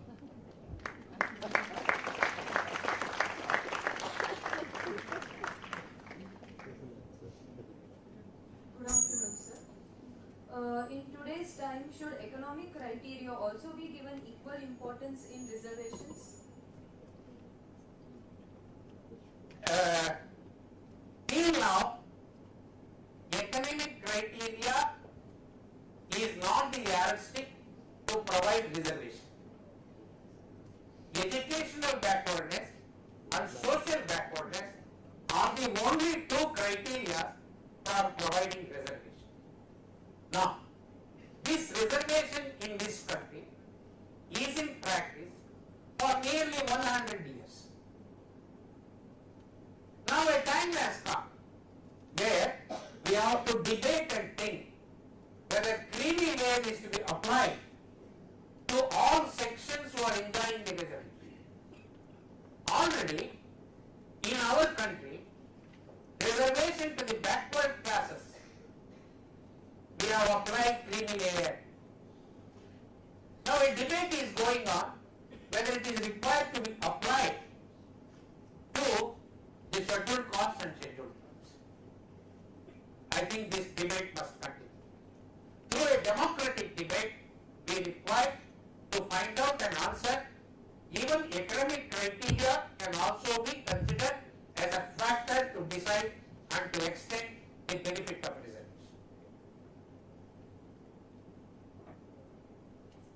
If Nalanda University was existing now, how it would be the way of living, knowledge and economy of India? See, I told you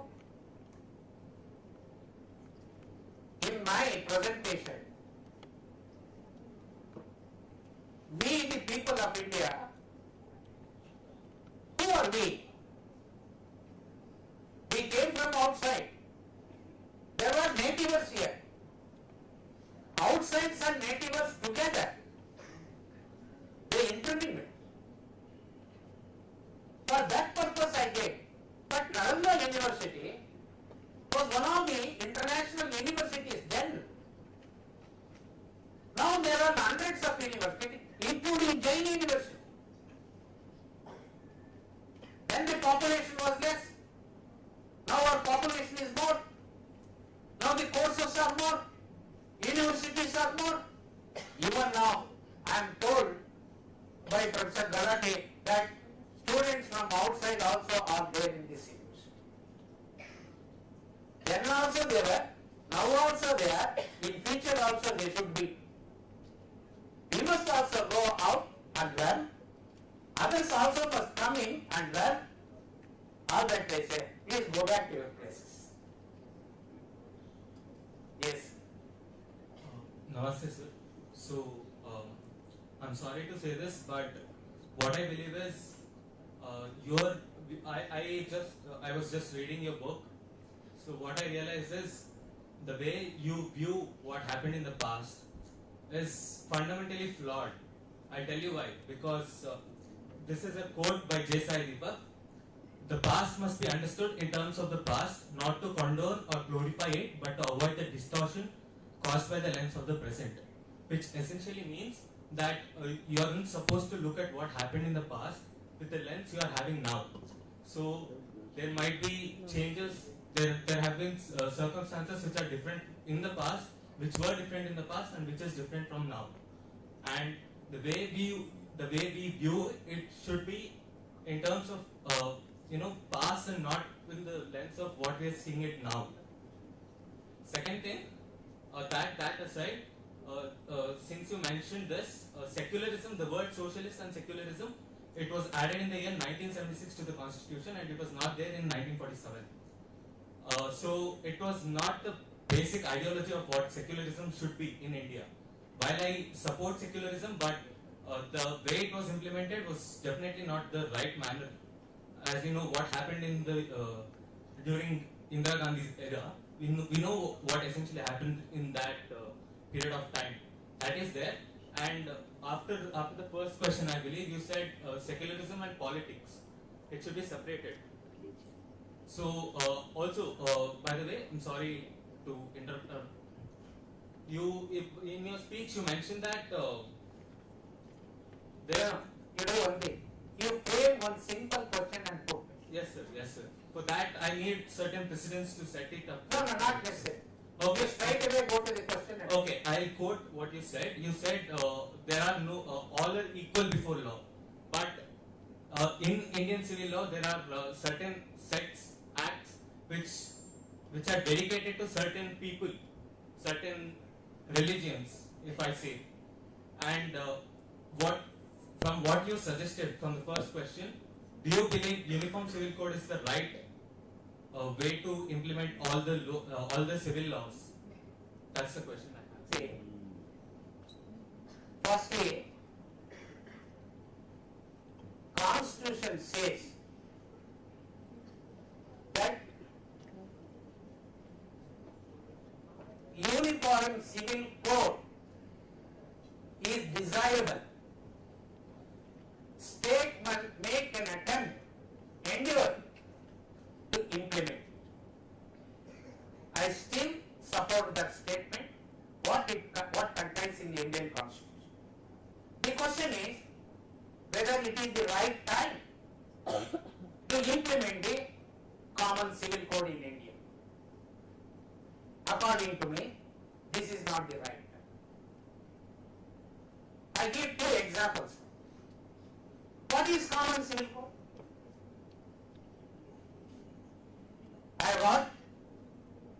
I have no time to explain.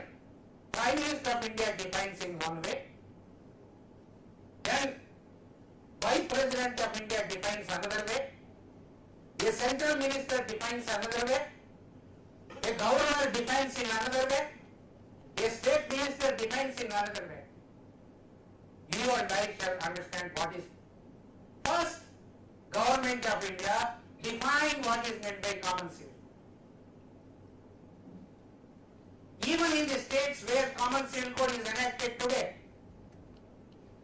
the tribals in that area are excluded. Then what is the meaning of common civil code?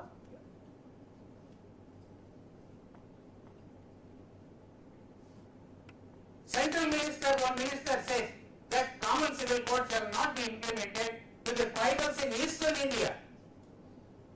Another minister says this shall not be implemented for all tribals in India. First define what is meant by common civil code. Let the nation debate it. Then whether it is feasible to accept, we will accept it. I am not against common civil code. The question is whether it is.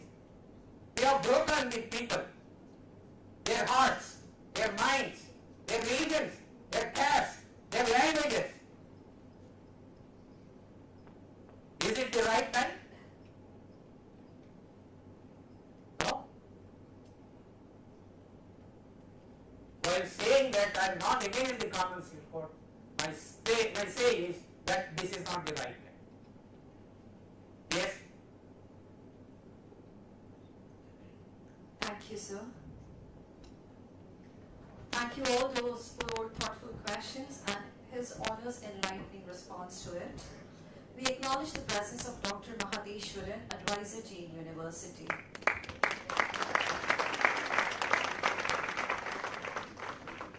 I request Dr. Sabeer Gulati and Dr. Rajni Jairam to honor our guest for the day.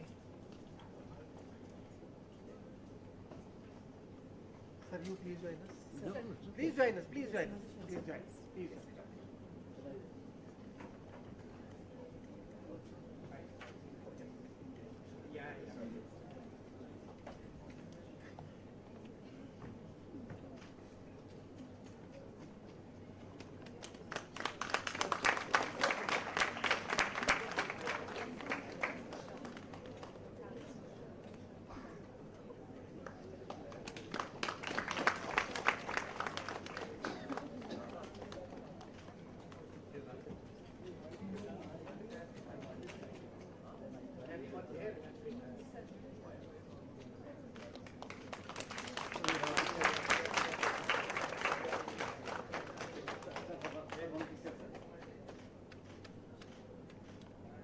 I request Dr. Sabeer Gulati and Dr. Mahadeshwaran and Dr. Rajni to honor our guest of honor. So.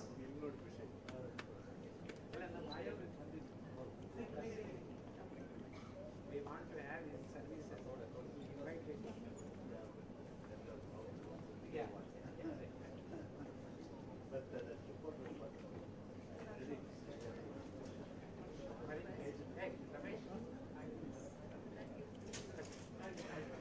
Hey, Ramesh.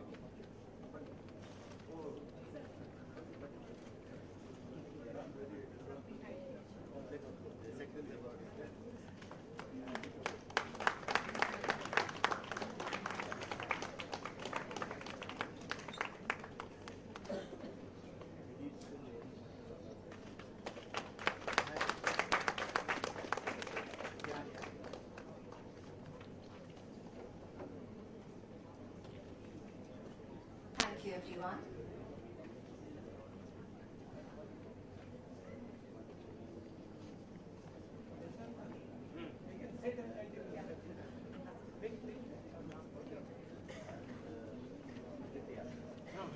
Oh yeah, we made some inquiries. Okay. the criteria. I don't know whether they need to. Now I request Dr. Sabeer, Director of the School of Computer Science and Information Technology, to address the gathering.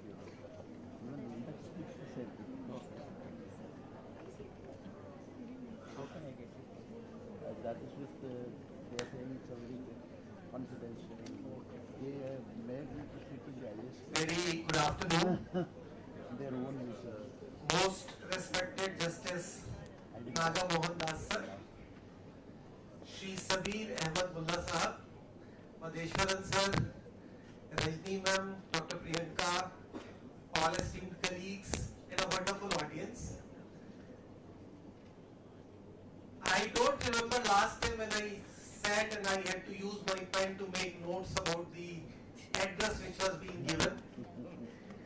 And I have a very humble request to Sabeer Saab, who is the architect of this program. Call it a master class on constitutional awareness rather than calling it a seminar. I think from the evolution of human civilization to the economic values to social structure of this country to different economies, the functioning and everything, nothing was touched. And I acted like a very decent student, made wonderful notes, laughed at the humor part that you brought in, and I appreciate and admire the question also which was raised by one of the students.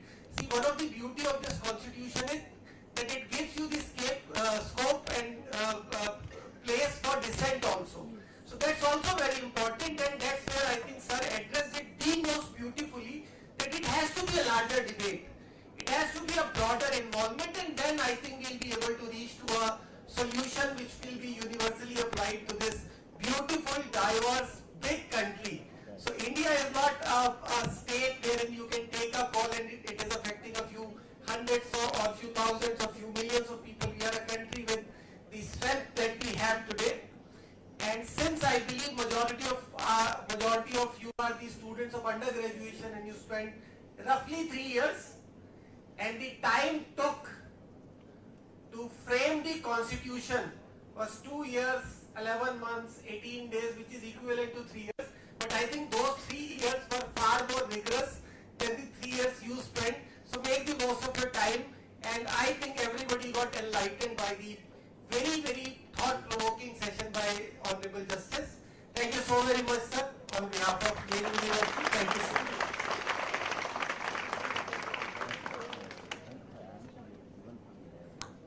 Thank you, sir, for your valuable words. I request Honorable Justice Nagamohan Das and Dr. Sabeer Ahmed to hand over the certificates to the students.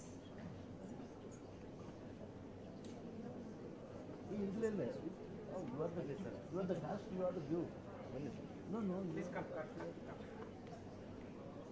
Ms. Komal Kumari.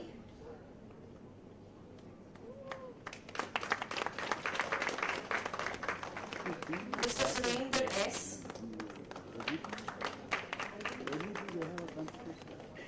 Mr. Madan R.P.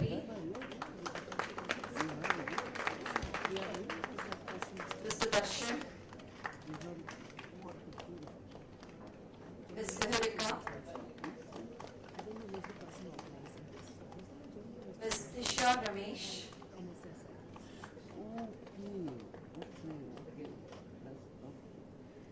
Ms. Malini Venkatraman.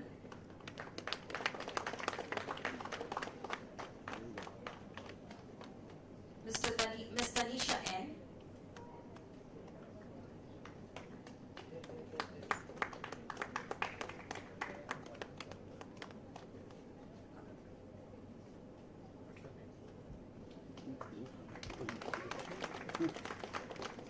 Ms. Khushi Dhuri.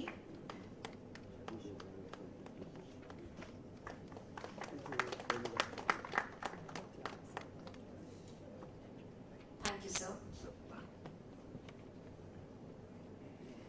As we approach to the conclusion of this enriching seminar, I now invite Dr. Rajni Jairam, Dean of Student Affairs, JAIN University, to propose the vote of thanks.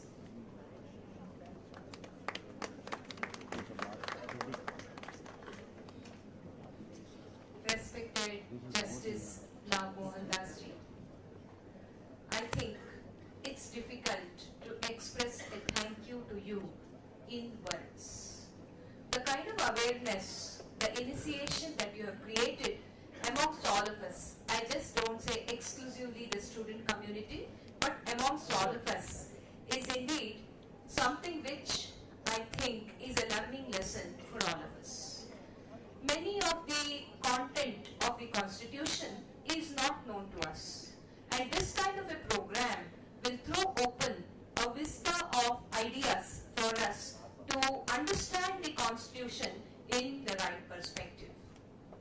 I have to thank Professor Mulla for introducing us to this iconic personality whom perhaps we have seen in the news in all forms and whom I have admired for his bold decisions as the chairperson of many special committees.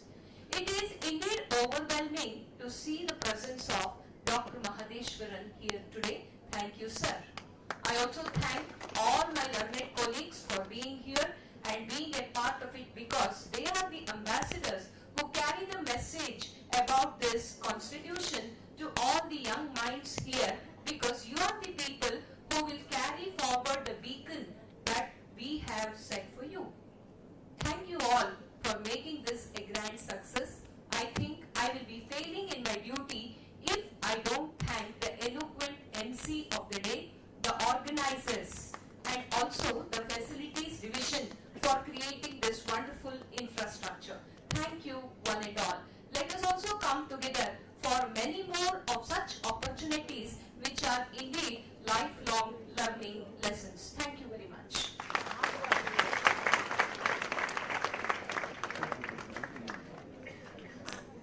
Thank you, ma'am, for that heartfelt vote of thanks that beautifully captured the essence of today's seminar. As we conclude this memorable Constitution Awareness Seminar, I request our technical team to play the national anthem. Thank you all for your enthusiastic participation. This concludes our Constitution Awareness Seminar. We hope today's discussion was deep your understanding and appreciation of our Constitution. Tech team, over to you.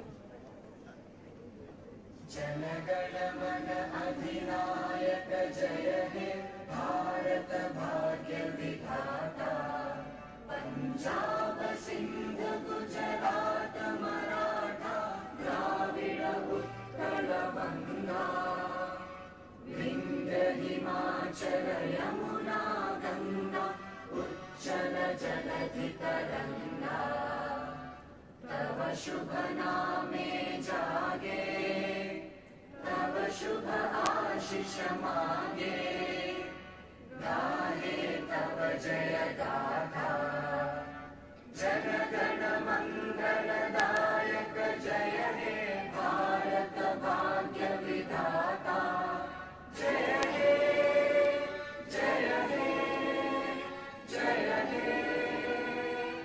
जय जय जय जय हे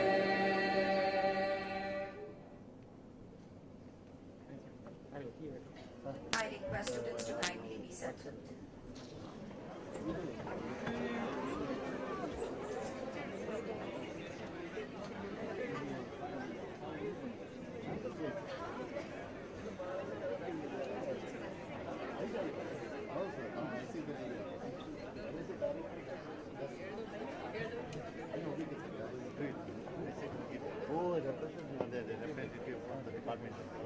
I request the students to kindly scan the QR code, which is going to be get displayed.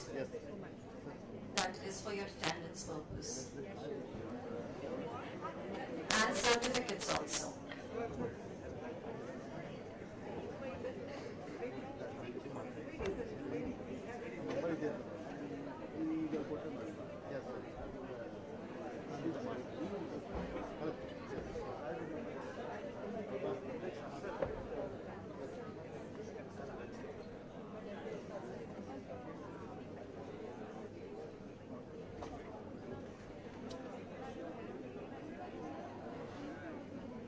Once you finish scanning and filling the form, snacks are being arranged towards my left and towards your right. Please collect the coupon, my left and their right.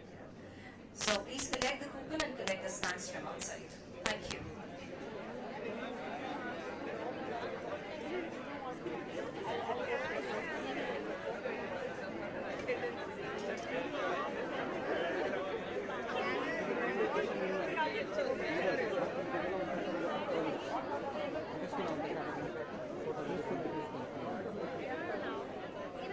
Next